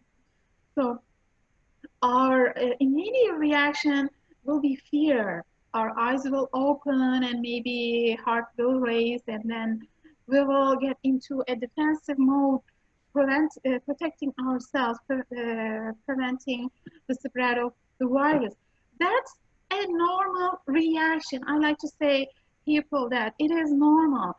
Our body is preventing ourselves to get infected from anything that can be deadly, that can be dangerous, that can be harmful for us, so that we can continue on our lives in a healthy, happy way. First of all, let's not fight with fear and anxiety and stress. Okay? Accept them. Accept them, they have some benefits. Accept them, they will help us to move through this difficult situation. If we accept an emotion, it is easier for us to manage it. It is much easier to, you know, manage, control, and cope with it. Coping like, what, I feel stressed, now what do? Maybe I can call a friend and connect with someone and get some social support so that I can level my stress level down. I can reduce my stress level down. So I think you make some connections here. So stress, of course, affects our nervous system. When we talk about our nervous system, stress activates our sympathetic nervous system, and then that makes us very vigilant, maybe even hypervigilant to any threat, any danger. So we are on the watch out to maybe fight from the situation, escape from the situation, or if we think we are able to manage the enemy, knock it down, we can just aggressively go over it. On the other hand, parasympathetic nervous system is just at the, you know, is just at the watch out, rest and digest mode of the nervous system. So it is important to kind of find a happy medium between that.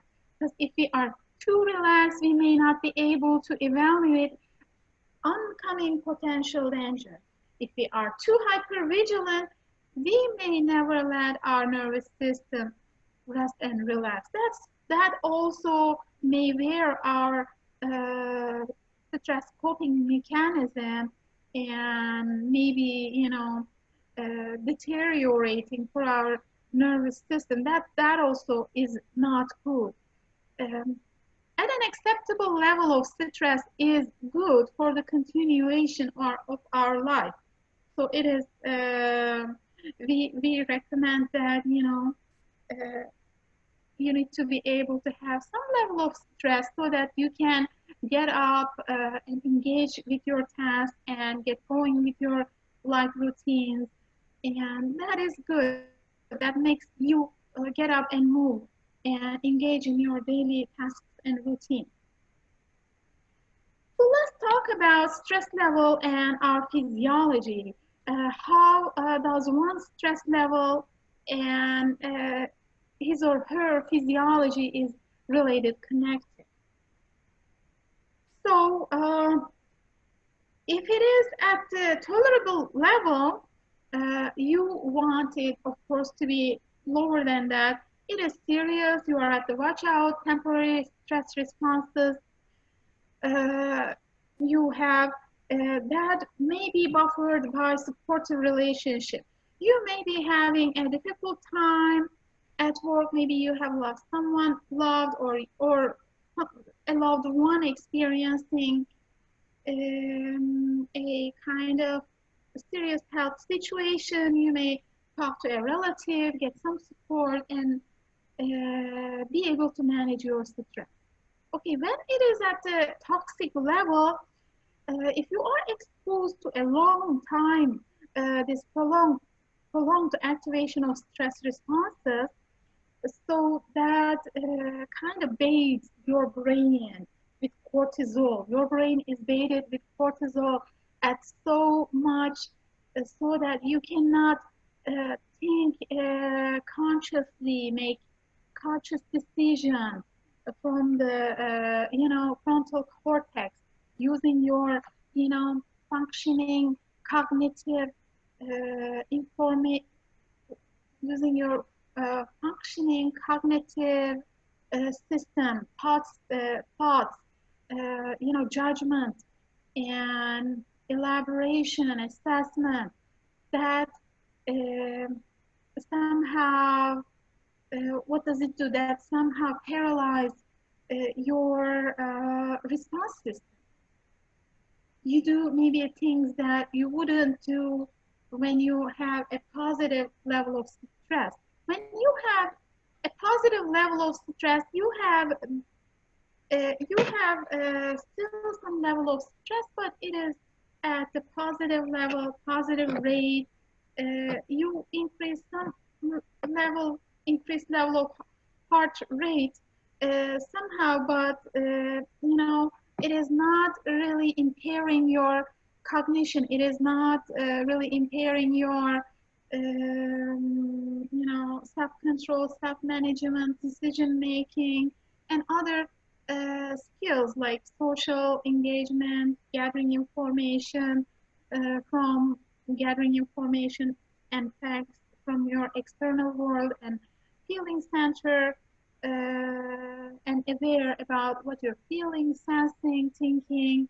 You know, you can kind of navigate information from all of those areas in a very functioning, in a very positive way. Goleman, he is a famous scholar, done a lot of work on emotional intelligence, identified top 5 amygdala triggers. Amygdala is a kind of, you know, brain part in the reptile brain, located in the reptile brain, which it identifies threats and identifies kind of, you know, dangers. So what are the things that triggers amygdala? So those 5 things he identified that they trigger amygdala: being treated unfairly, when we are being treated unfairly, unjustly; condensation, lack of respect, when our you know, when we are shown disrespect; lack of appreciation, you know, somehow like if we are being deprecated and devalued, and like our efforts are not noticed, and we are being made very small, like invaluable, etc. Number 4, unable to meet unrealistic deadlines. Number 5, believing you are not being listened to, paying attention to or important to.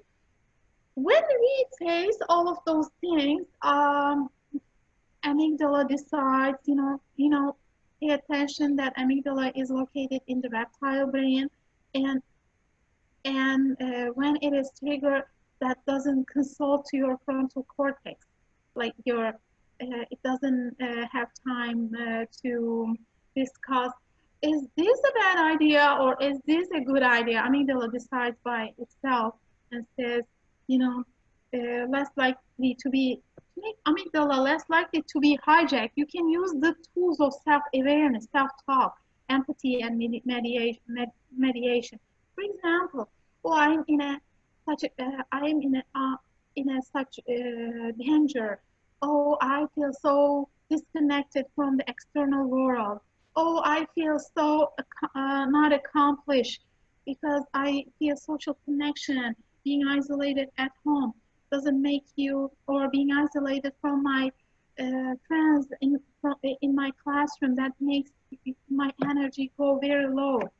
So just remember and remind yourself, have positive talk and say, well, this is just one of the thoughts.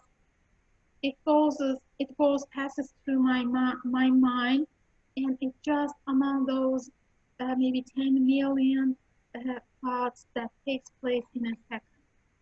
I am not just consist of my thoughts.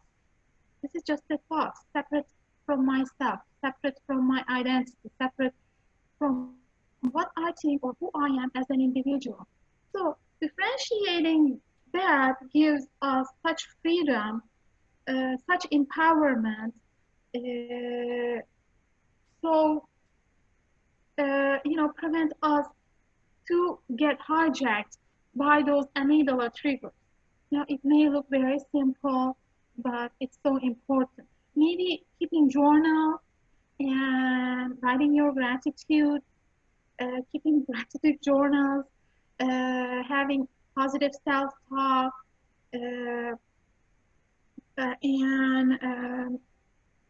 making things that involves with self-care, you know, taking a bath, just having some time to enjoy yourself, not forcing yourself to accomplish number of things, not meeting deadlines, not getting finished some of the tasks, maybe acceptable in this unusual time of crisis, you know, just being uneasy, being easy on ourselves, and setting realistic goals. And as we are trying to meet with those goals, maybe even again, setting like manageable, realistic deadlines and dividing tasks, getting help and support, connecting with loved ones, so essential. Emotional intelligence, using our emotional intelligence skill is so essential because this skills enables us to manage our stress. By using ability model, there are 4 functions that emotional intelligence offers. If we are able to integrate those 4 functions, we may be able to see how each one of them is connected on a circular chain of like collaboration or integration, affecting one another. When one is driven from more factual information, rationalistic thoughts, the other will be reordered in the same way. So it is just like getting to the root of getting into the root of the cause and shaping our perception, because emotion perception is so central. How we are looking to the world shapes what we see. If I am wearing sunglasses with pink or red or black glass shades, you know, the world I see will be from those lenses. It's same as our emotion.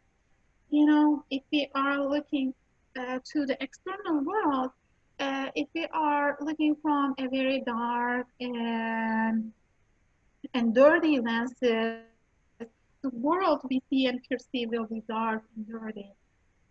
If we are looking through the world from a clear and transparent pair of glasses, the world we perceive, the text we gather will be the same way. Similarly, emotion facilitation. So what we do with what we do as we facilitate and use those emotions, what we make out of those information that we use. Okay, what kind of decisions we make, rather that can be related to our career, personal life, romantic life, decision involving family affairs, or anything else.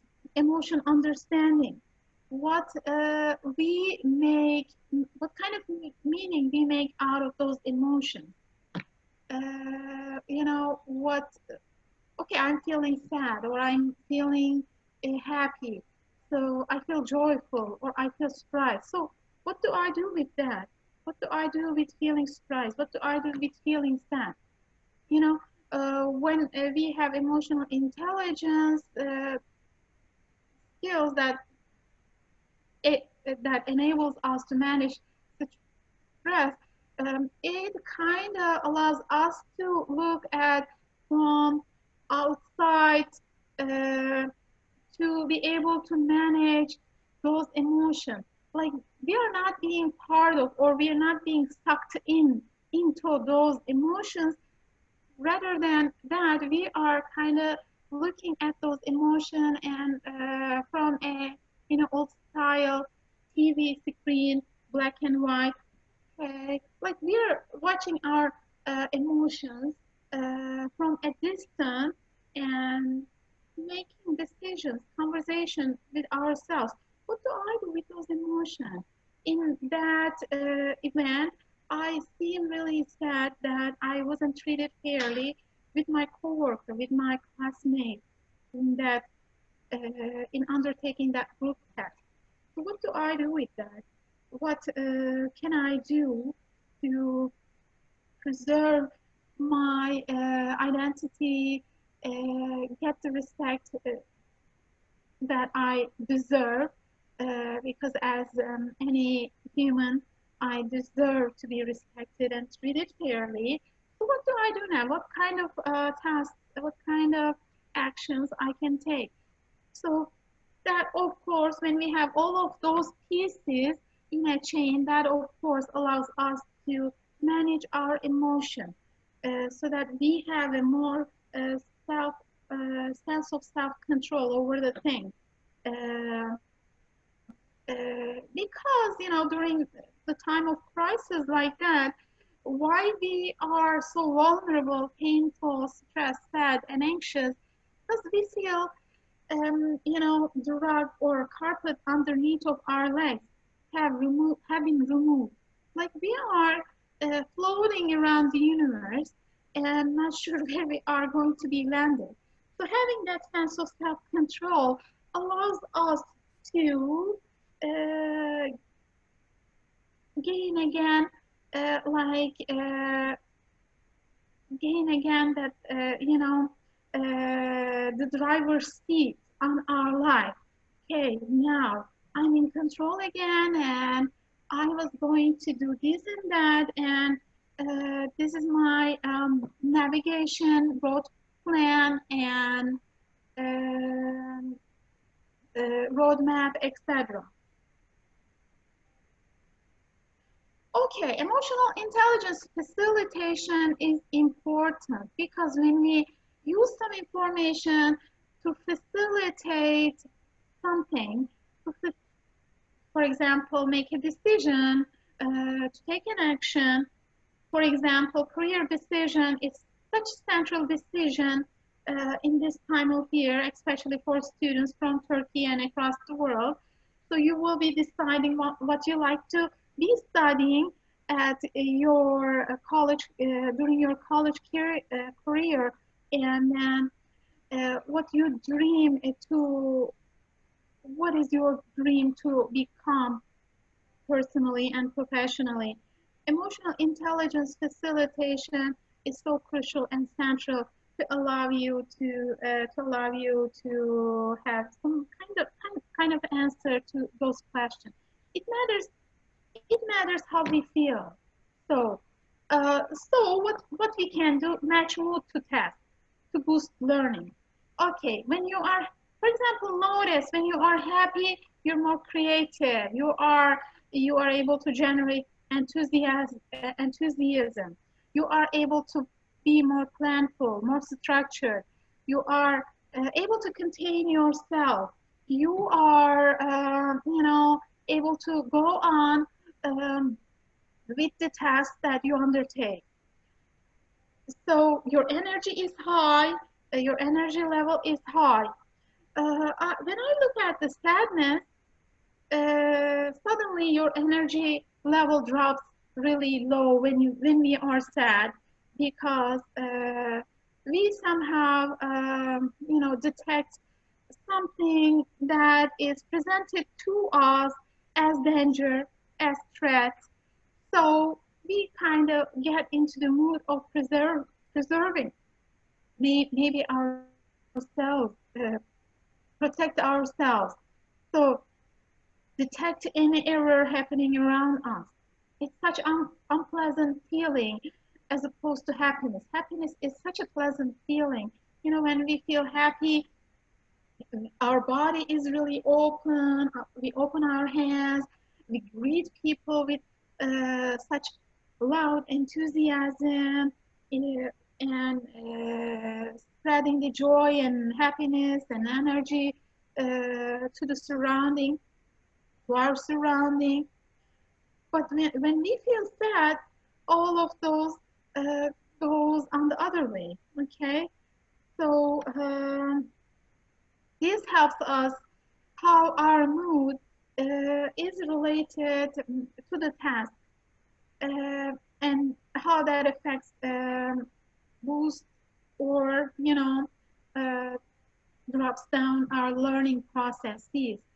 So what we are taking as take-home lesson from this slide, it matters how we feel. It matters how you feel. It matters what we feel. So if we detect and name them, naming our emotion is another important task, important thing to be done. When we label them, when we tag them, we are able to have a more sense of self-control. We are able to contain them. We are.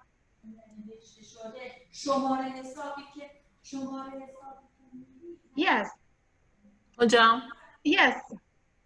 Bölüyorum ama hani yayını 5 dakika sonra bitirmemiz mümkün müdür? Okay. Okay. Sure. So instead of your feelings, it is important to trust our gut feelings. Gut feelings are instead of your gut feelings. I'm sorry.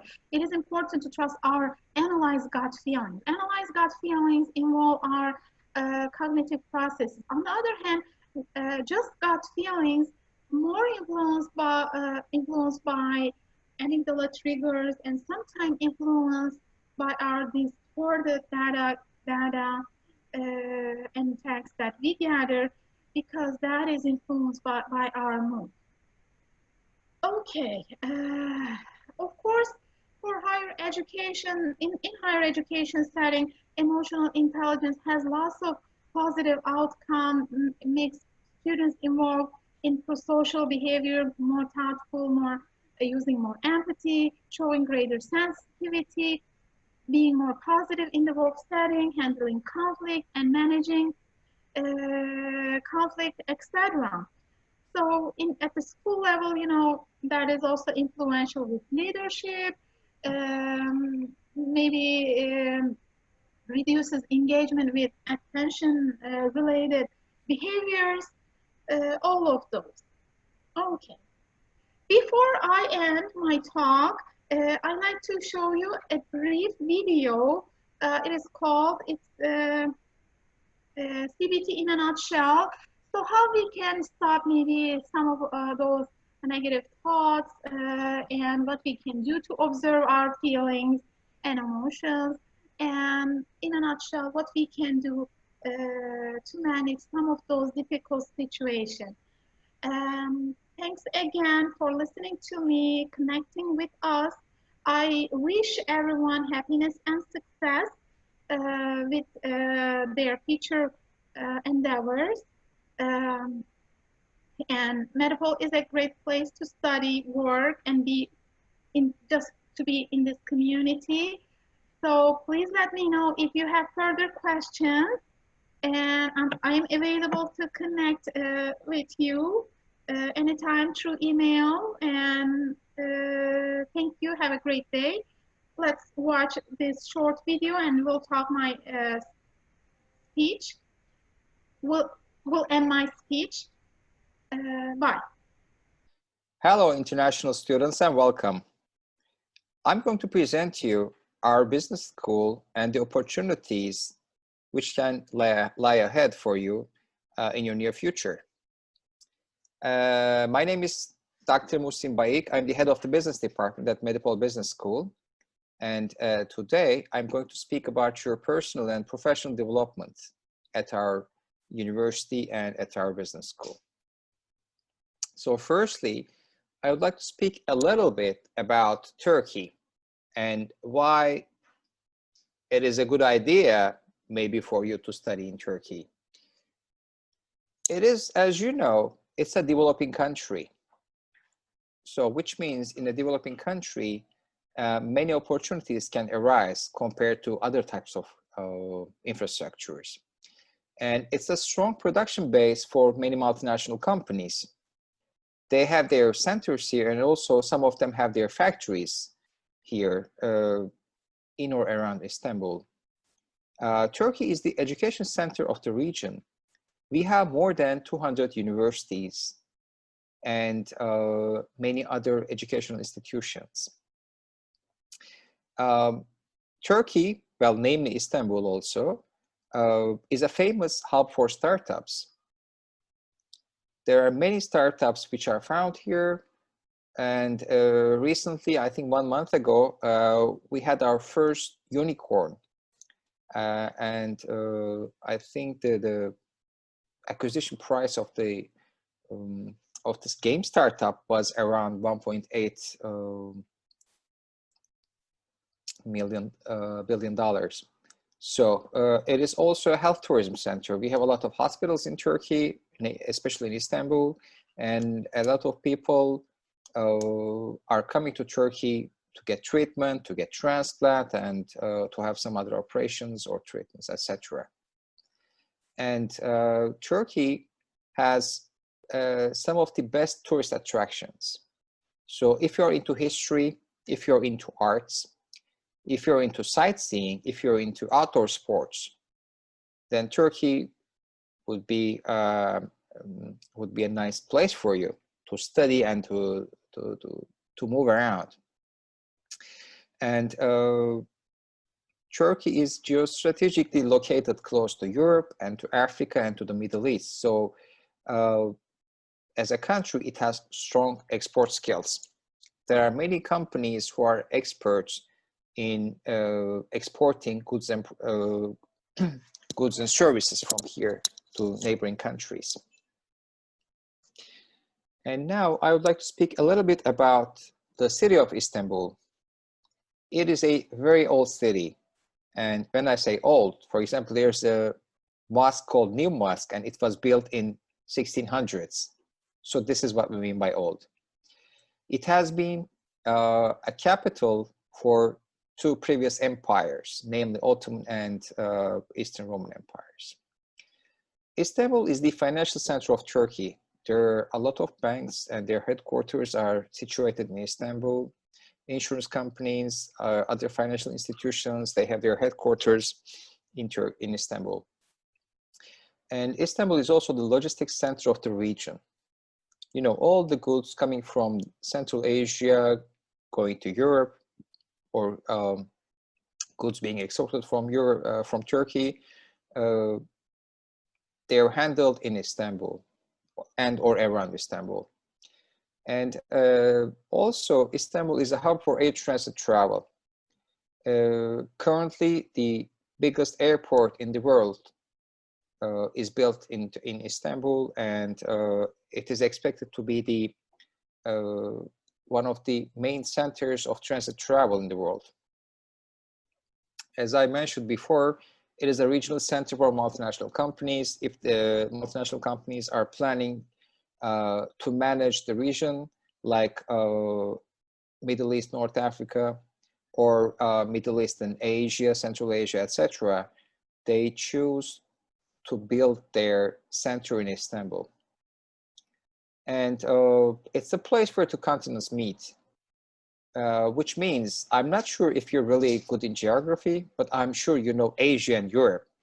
So you can cross from Europe to Asia by taking a ferry, taking a bus, or on a very special occasion, which I will mention later, sometimes by walking, but very rare occasion.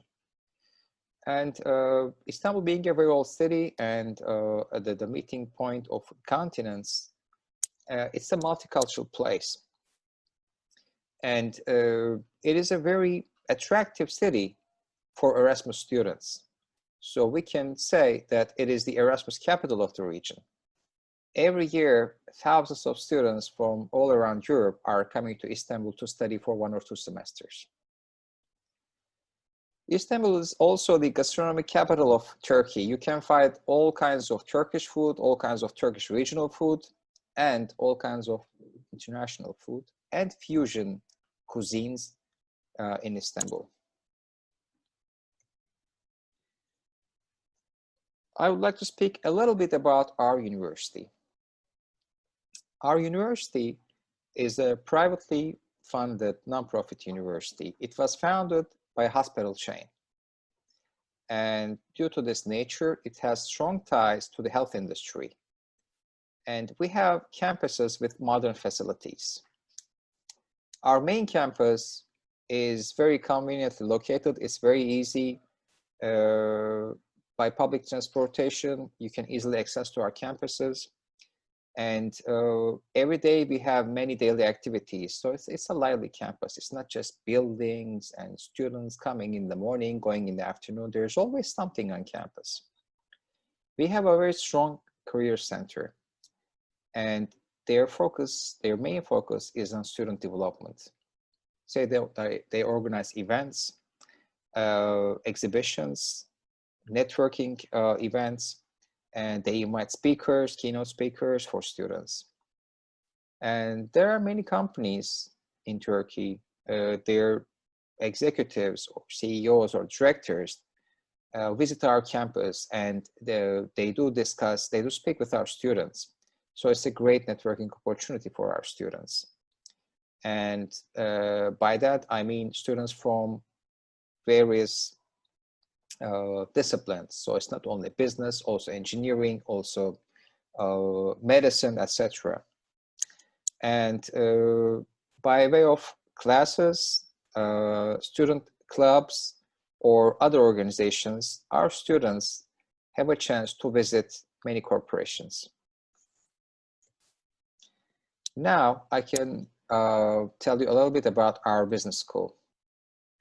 Medipol Business School is young and energetic. We were just founded 6 years ago. The university is older though. The university is like 9 or 10 years old, but we are like 6 years old. And this year we have our second graduates. So, but when we say young, that doesn't mean we don't have credentials. We are accredited by FIBA, a German organization. So our courses, management, our employability options for students, etc., are closely tracked by this FIBA organization. And we do have high academic standards. The faculty believes in keeping our focus on blending theory and practice, because, you know, theory-wise, every university is teaching more or less the same courses.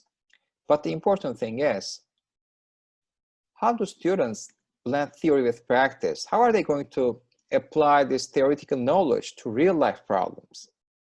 So this is very important for us. So in order to promote this, we also bring executives from the industry as keynote speakers to the classroom, or sometimes to special events, so that they can present their company, their industry, and they have and the students have a chance to discuss with those executives about certain issues, and the students have a chance to listen to the latest developments in the industry.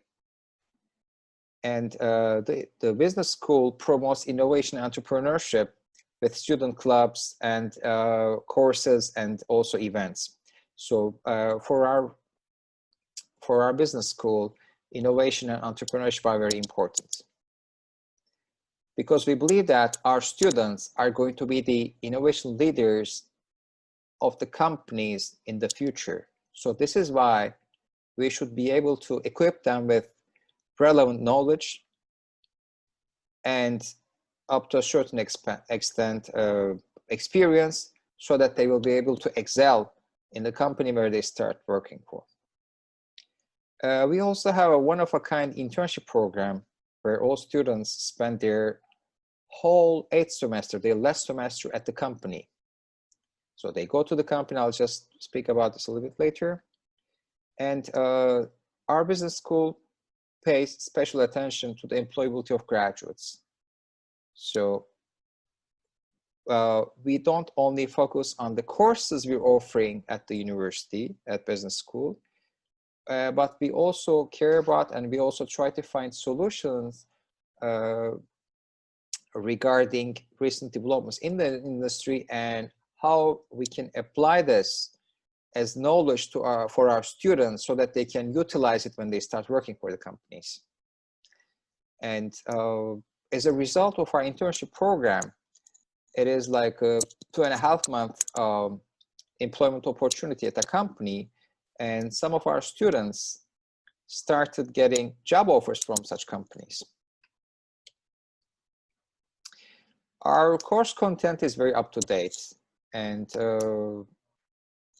as a faculty member, I can say that each semester we have meetings with our professors, and each year we have faculty-wide meetings regarding the course contents, what we should upgrade, what we should add, how we should fine-tune, taking into account the needs of the industry. We do have elective courses on digital economy. As you all know, COVID-19 caused many companies and educational institutions to change or to adapt to the current conditions. So e-business, international trade, etc., is rising on the digital part. So the students should be able to take such courses so that they can use their knowledge in the future in the companies they're going to work for. And our professors, some of them were educated abroad. Some of them have industrial experience, and a certain amount of them have both. We also offer our students to work on research projects, and they can also turn this research project into an article, and they can publish their work before they graduate. So some of our students, they like studying so much, so they want to be in the academic world, you know, doing their masters, PhDs, etc. So we offer them, when they're undergraduates, to take part in academic research and to be able to publish. We have many student-organized activities for self-development. And as I said before, a lot of keynote speakers come to campus, and this is a good networking opportunity for students. We do offer certified business simulation courses, namely CAPSIM Global DNA. And it gives the student an opportunity to get a taste of the boardroom, like in a company, while studying. So it's a world-famous simulation program, and it's good for students. They form groups, and at the end of the business simulation course, they get a certification from CAPSIM, which is an international company. And we also have computer labs for students.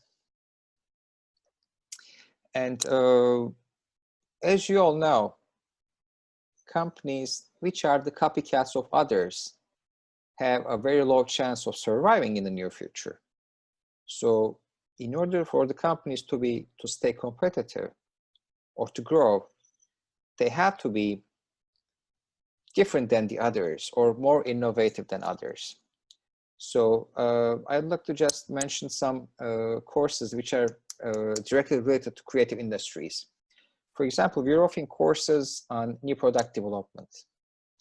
And in this course, the students are expected to come to course and not to just take the course, but also develop a new product at the end of the course.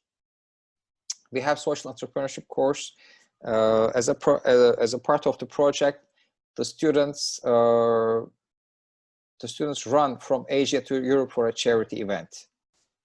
And we have a course on digital marketing, and the content is very similar to the international digital marketing courses.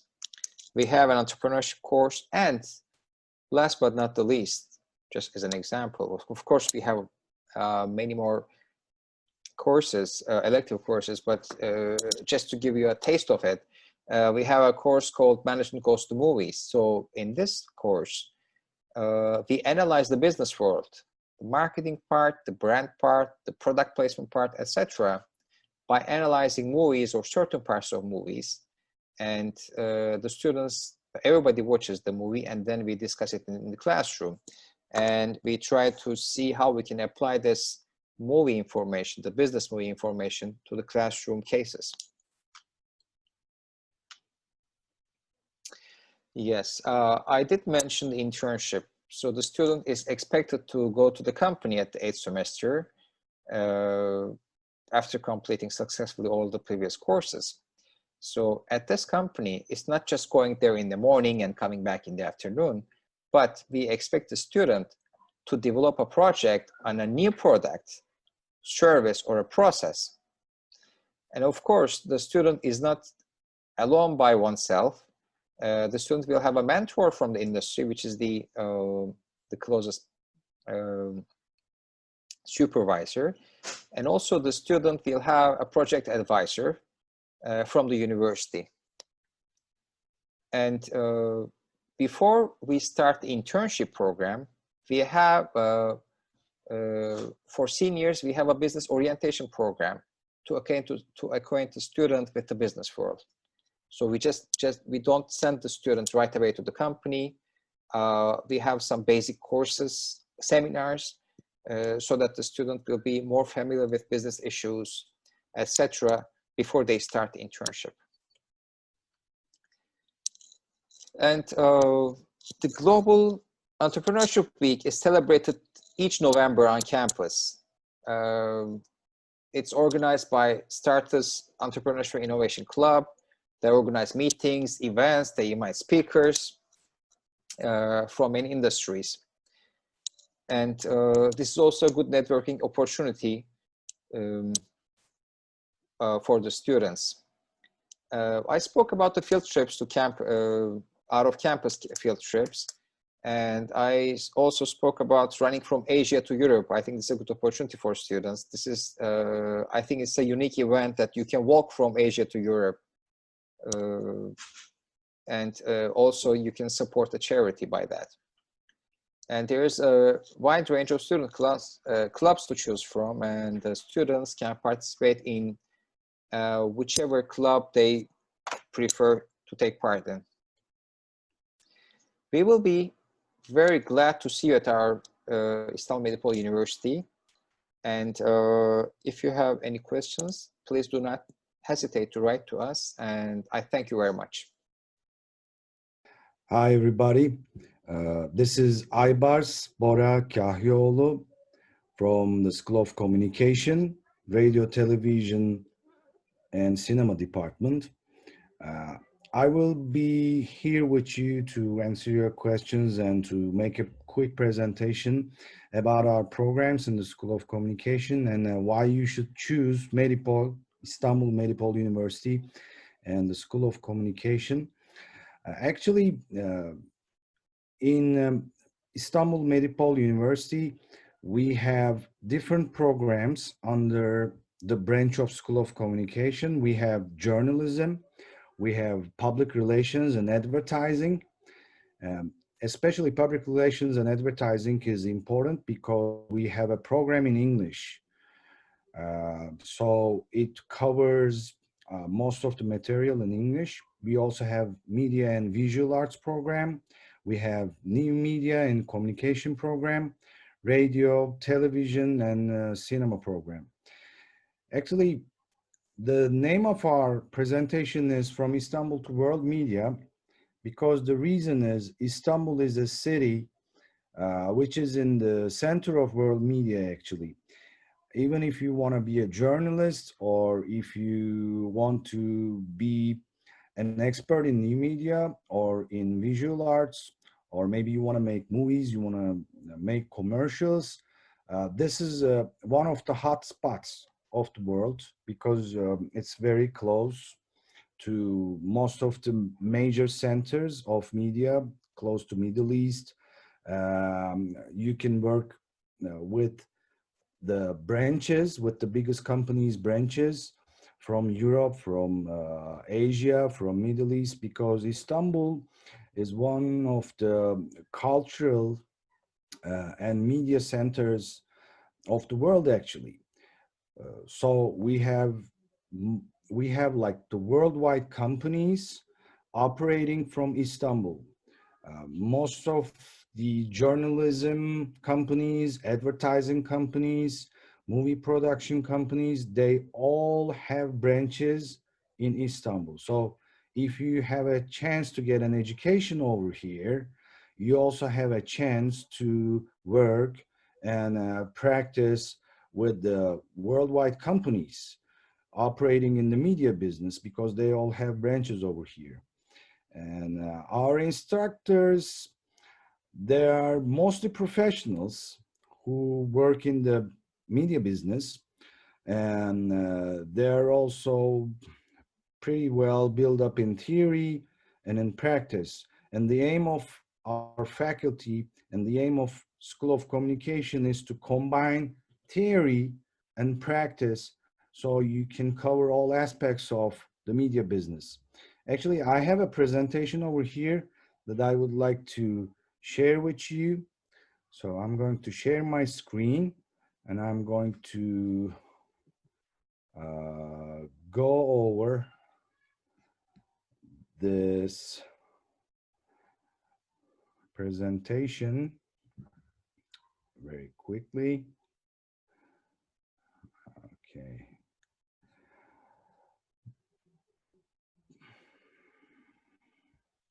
But to share the screen, before sharing the screen, I can also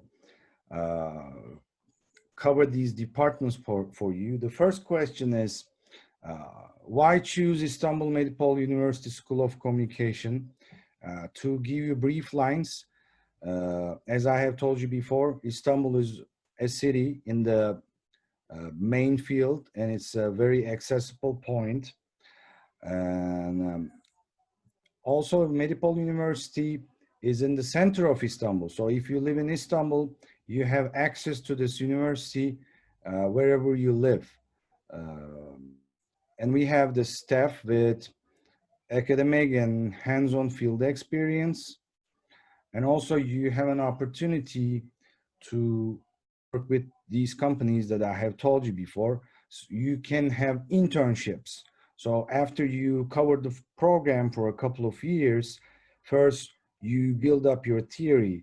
You first learn the theory in the School of Communication, and then depending on your specific area, you start to get hands-on experience. Like you can use our media center, and when you use our media center, you have a chance to work in a TV newsroom setting. And we have a pretty good media center that covers TV directing and also TV news production. And we have green boxes, we have Mac labs, we have PC labs. So even if you're shooting movies, or even if you're producing TV programs or commercials, you can use this media center.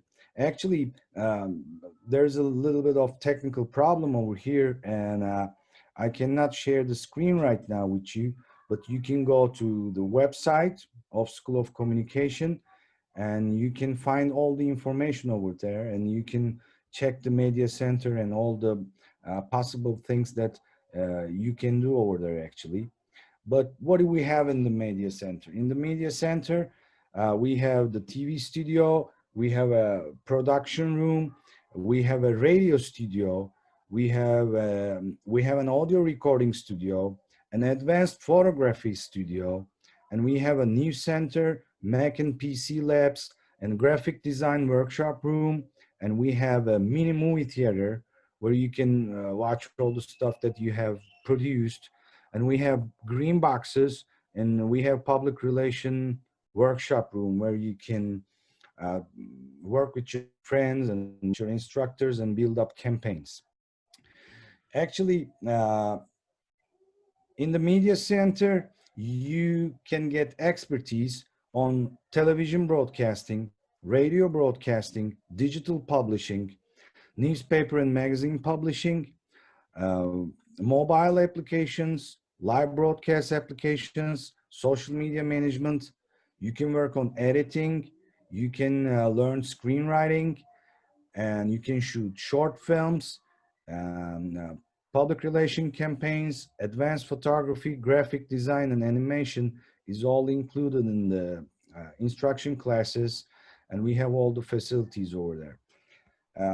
Okay, the thing is, I'm also actually a graduate of School of Communication. Actually, I've graduated from Columbia College Chicago, and at those times, sometimes people ask you, you know, if you want to go into media business, what are the specific things that you should look for? Okay.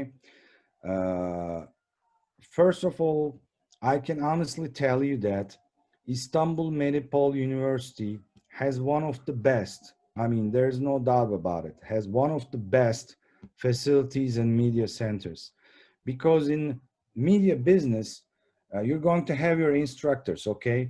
You're going to learn the theory and you're going to learn the basic applications, but then what are you going to do? I mean, you have to produce something, because when you graduate from the school, you should have a show reel. To find a job, you should be able to present what you have done during college, okay? So the university that you go to has to give you the physical facilities that you might work with, okay? Istanbul Medipol University Media Center gives you all the opportunities with these facilities. Because like, if you want to write in a newspaper, if you want to be an editor, if you want to produce news, I mean, you can work in a newspaper environment, and actually you can see the printed newspaper or the digital newspaper that you're working with. Istanbul is a very hot spot. I mean, we have breaking news and we have news globally coming from all over the world. So you can really go into this news producing setting. But if you want to be a news anchor or a producer, TV news producer, we have this great facility where you can produce your own news. Okay, you can produce your TV news programs, you can shoot them with multiple different cameras, then you can edit them, and then you can present them on TVs, on digital platforms, okay? The other thing is like advertising. You can have printed advertising, print advertising, digital advertising. We have up to 50 megs and 50 plus PCs in our media center. So if you want to go into graphic design or advertising, if you want to use the digital programs, actually you will have a lab where you can go to, where you can practice all these programs that you prefer, and you will be able to create your assignments by using these facilities. I mean, to be honest, in some of the universities, the university doesn't give you the physical abilities, and they don't give you the equipment that you have to work with, okay? Let's say you want to be a film director, you want to produce movies, okay? You go to a university, but you don't have any cameras, you don't have any editing equipment, you don't have a studio, and the university requires you to make a short film, but they also want you to find the camera, find the editing equipment. I mean, you have to organize everything on your own. But in Istanbul Medipol University, you have all the cameras, you have the studios, you even have a green box, you have editing environment using Adobe Premiere, using Final Cut and different programs that you can work with. So you don't have to worry about the organization of the equipment, okay? You basically get it with the education. You get the education, you get the theory, you work one-on-one with your instructors if you have to. You have your advisors, but you also have the physical environment where you can create these things. Actually, when we talk about communication departments in School of Communication, you have to put your practice on top of your theory, right? And practice and creating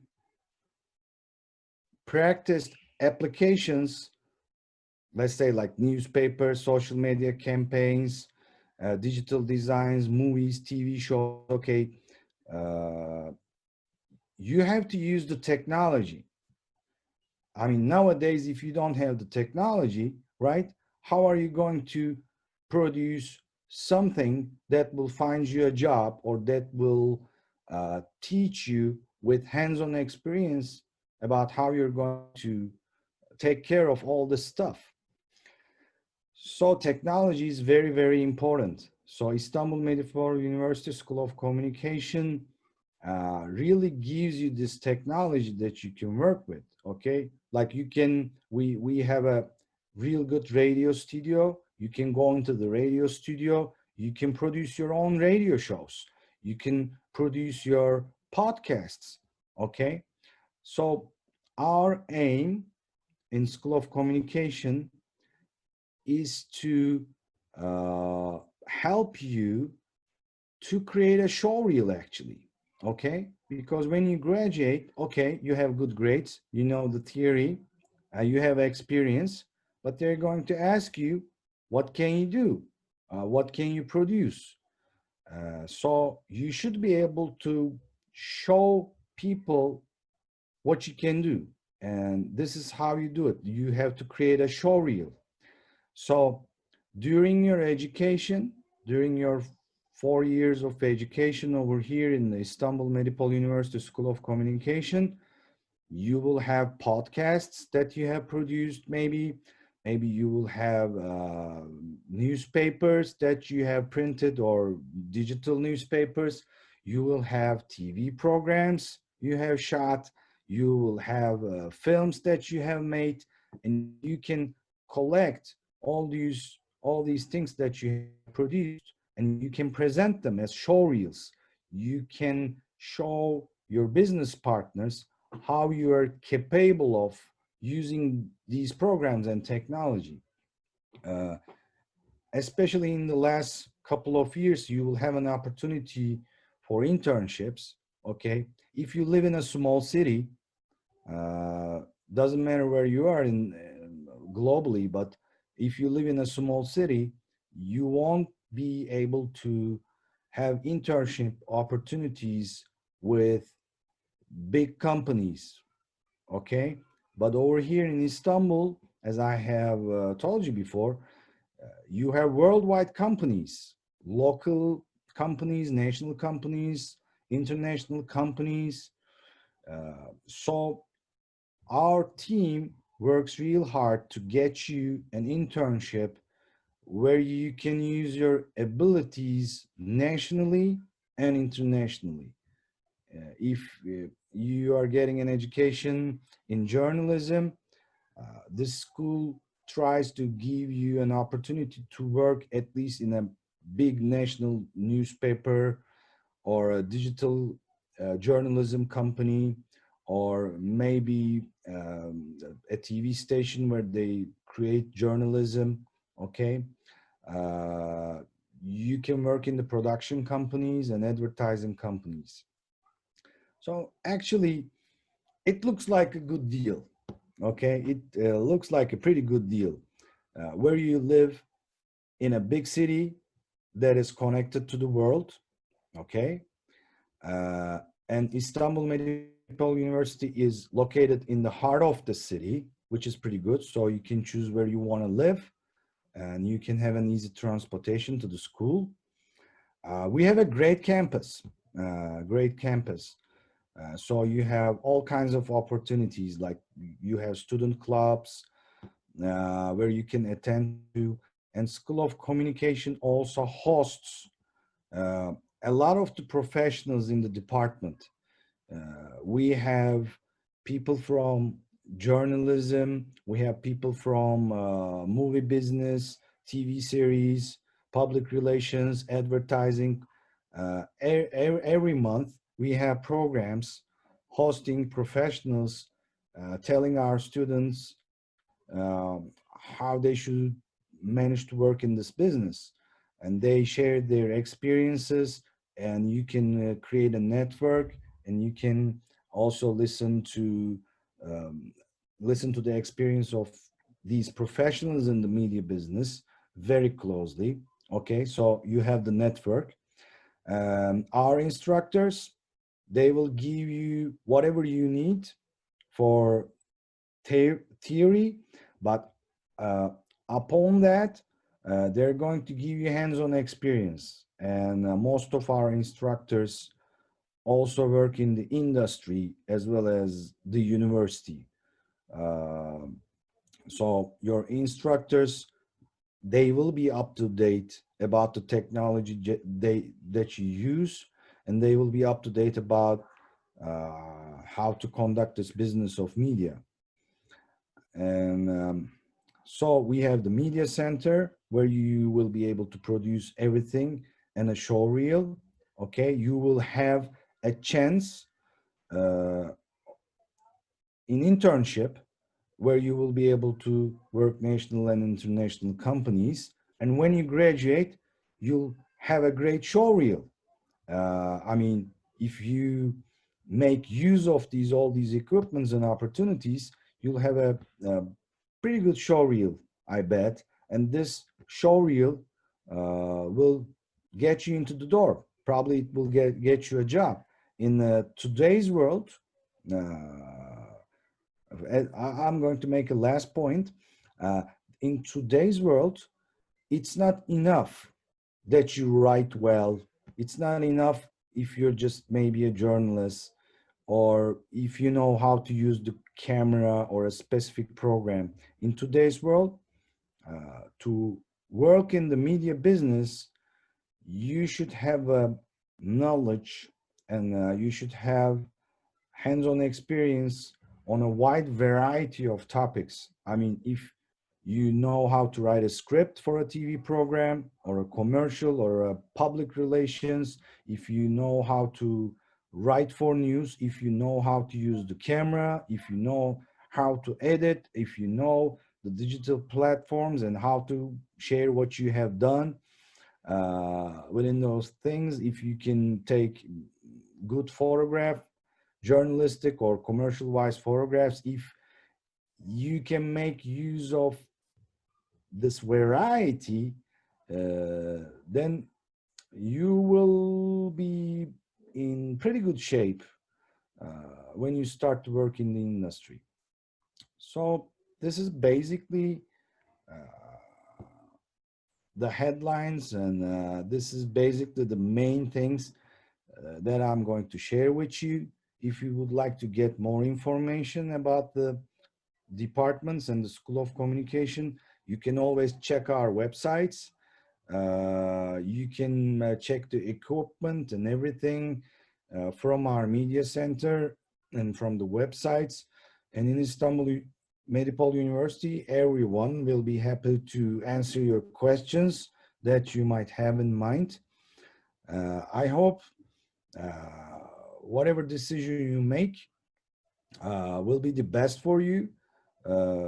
And we hope you choose Istanbul Medipol University, because we all will be very glad to work with you, and our media center and School of Communication will be waiting for you. Thank you very much, and good luck. Hi everyone, this is Ayşe Nazlı speaking from School of Humanities and Social Sciences at Medipol University. Today I'm going to present you about our faculty, the Humanities and Social Sciences, and departments under Humanities and Social Sciences faculty. So the School of Humanities and Social Sciences conducts research in the fields of social sciences, and it offers 5 undergraduate programs via 3 different departments. The first department is psychology, the second one is political science and public administration, and the third one is political science and international relations. Political science and public administration offered in 2 languages. One of them is Turkish, one of them is in English. Political science and international relations only offered in English in our faculty.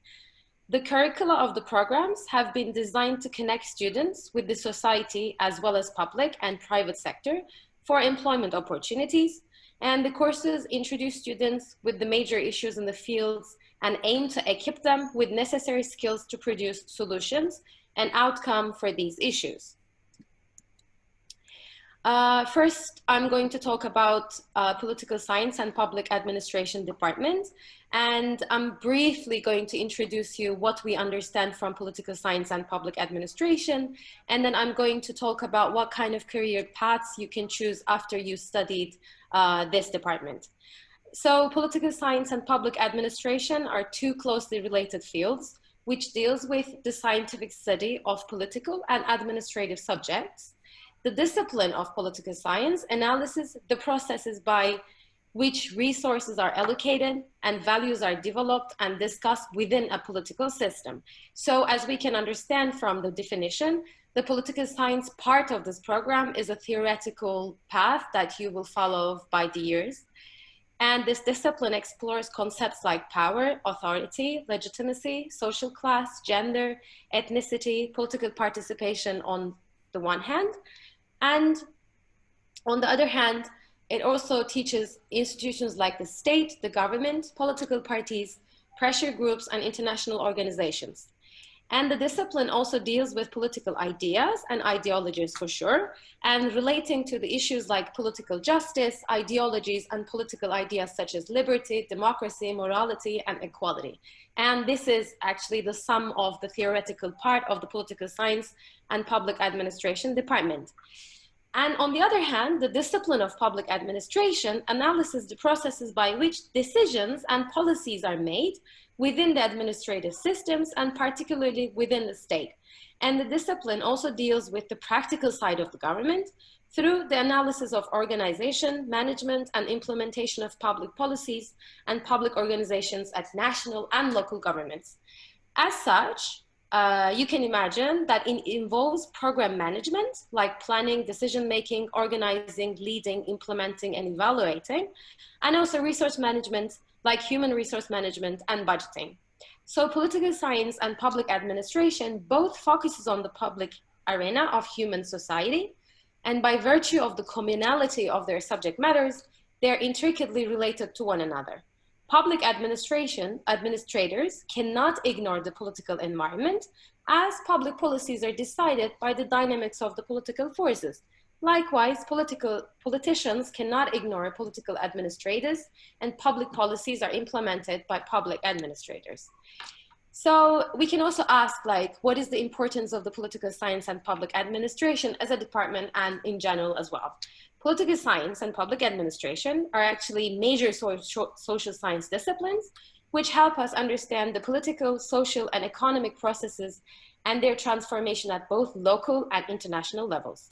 They expand our horizons by providing insight into several problems of everyday life from scientific and enlightened perspectives. Also, they prepare us to become more conscious, rational, and effective citizens and more constructive participants in public affairs of both Turkey and the world. So the disciplines empower students by providing the knowledge and the necessary skills to be professionals in the public domain. Well, since the study of politics and administration combines both theory and practice, so studying political science and public administration is challenging and also rewarding as caters to the interests and capabilities of many people. And last about this department, you can also ask, what can you do with the political science and public administration degree, which is also the career part of the, this department. So a degree in political science and public administration can, of course, be used in a wide variety of vocations and large organizations. First of all, any profession involving the public domain would benefit from the knowledge and skills that gained by an undergraduate degree in this field. With this degree, the graduates get access to several different careers in the public and also in the private sector in Turkey, as well as in the international arena. On the national level, they work as middle and top managers in various public institutions, such as the State Planning Organization, the Ministry of Foreign Affairs, for example, the Ministry of Finance, Undersecretary of the Treasury, Undersecretary of Foreign Trade, General Secretary for the European Union, as well as numerous local and municipal government positions throughout the country. And also our graduates are highly demanded by various public and private institutions and banks, like finance institutions and banks, as well as the news media as well. There's also one more path for sure, that you can pursue a career in the academic world by like more specialized professional positions if you wanted to continue your academic training in this field. But when you specialize on any other related area, you may choose international relations, economics, sociology, as well as interdisciplinary fields such as like area studies, gender and women studies, or urban planning. And the second department that I'm going to introduce is Political Science and International Relations Department, which I mentioned in the beginning of the presentation.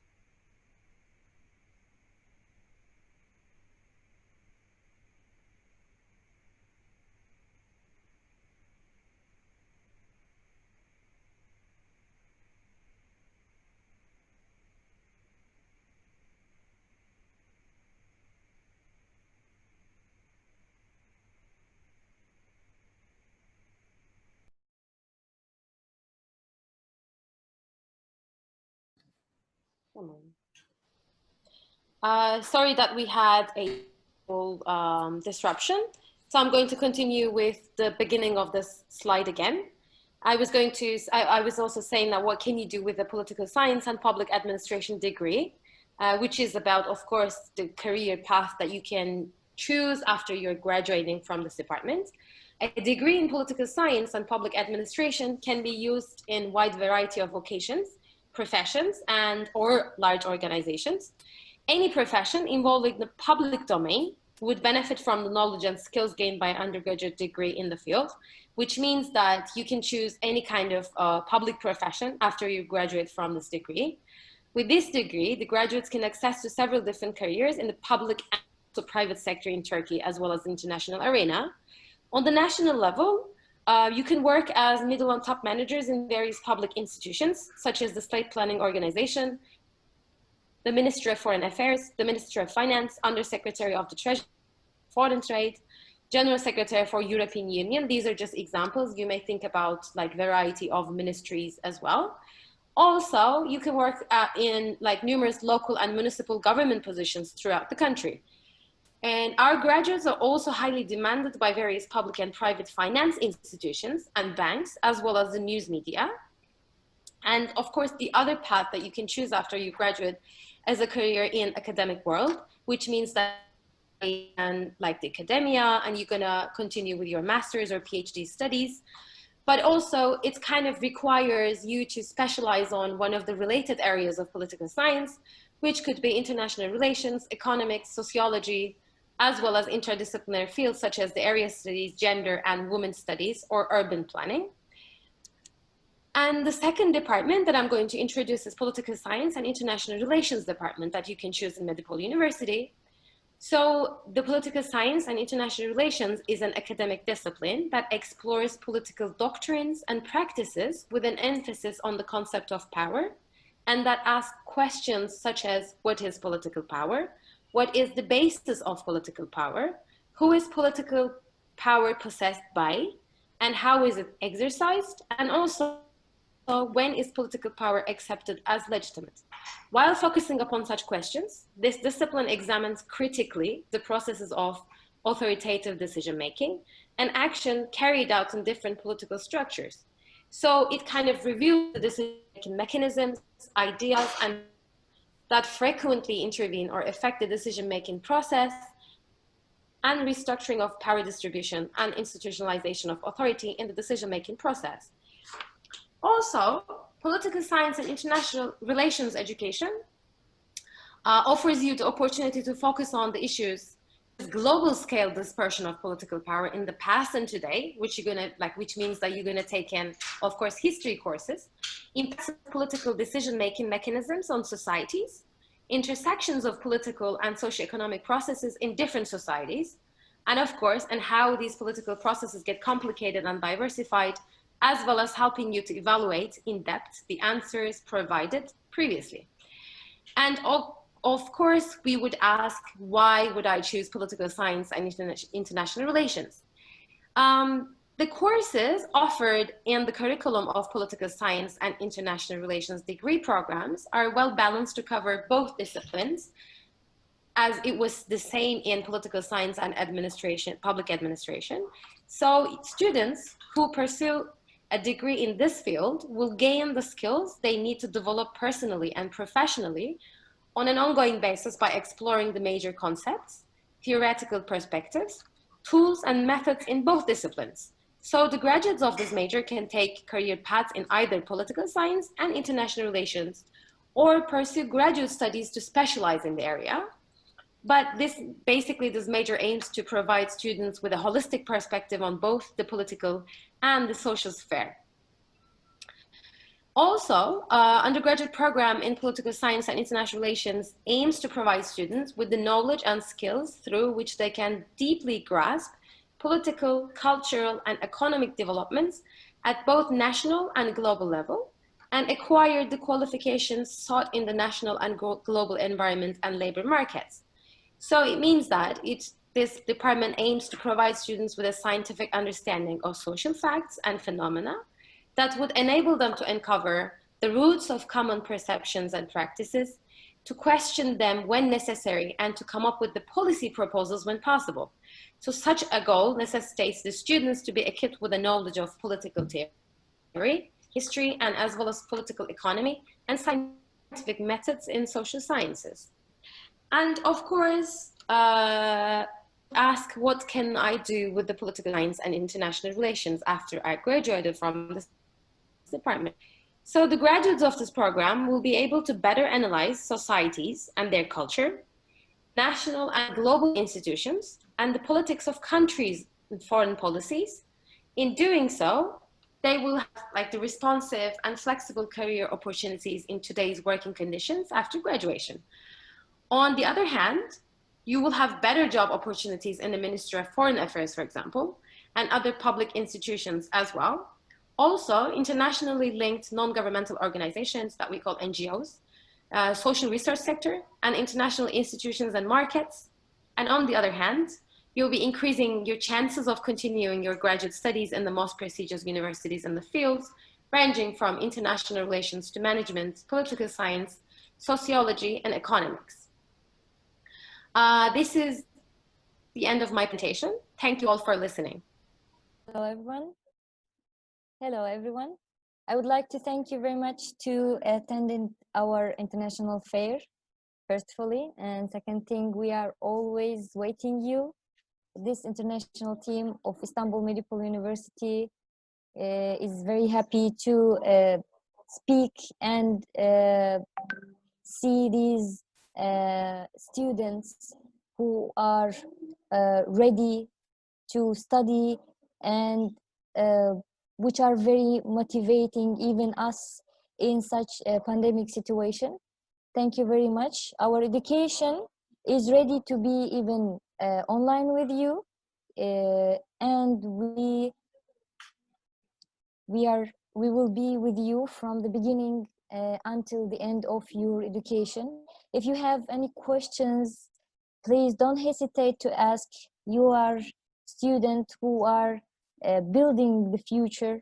So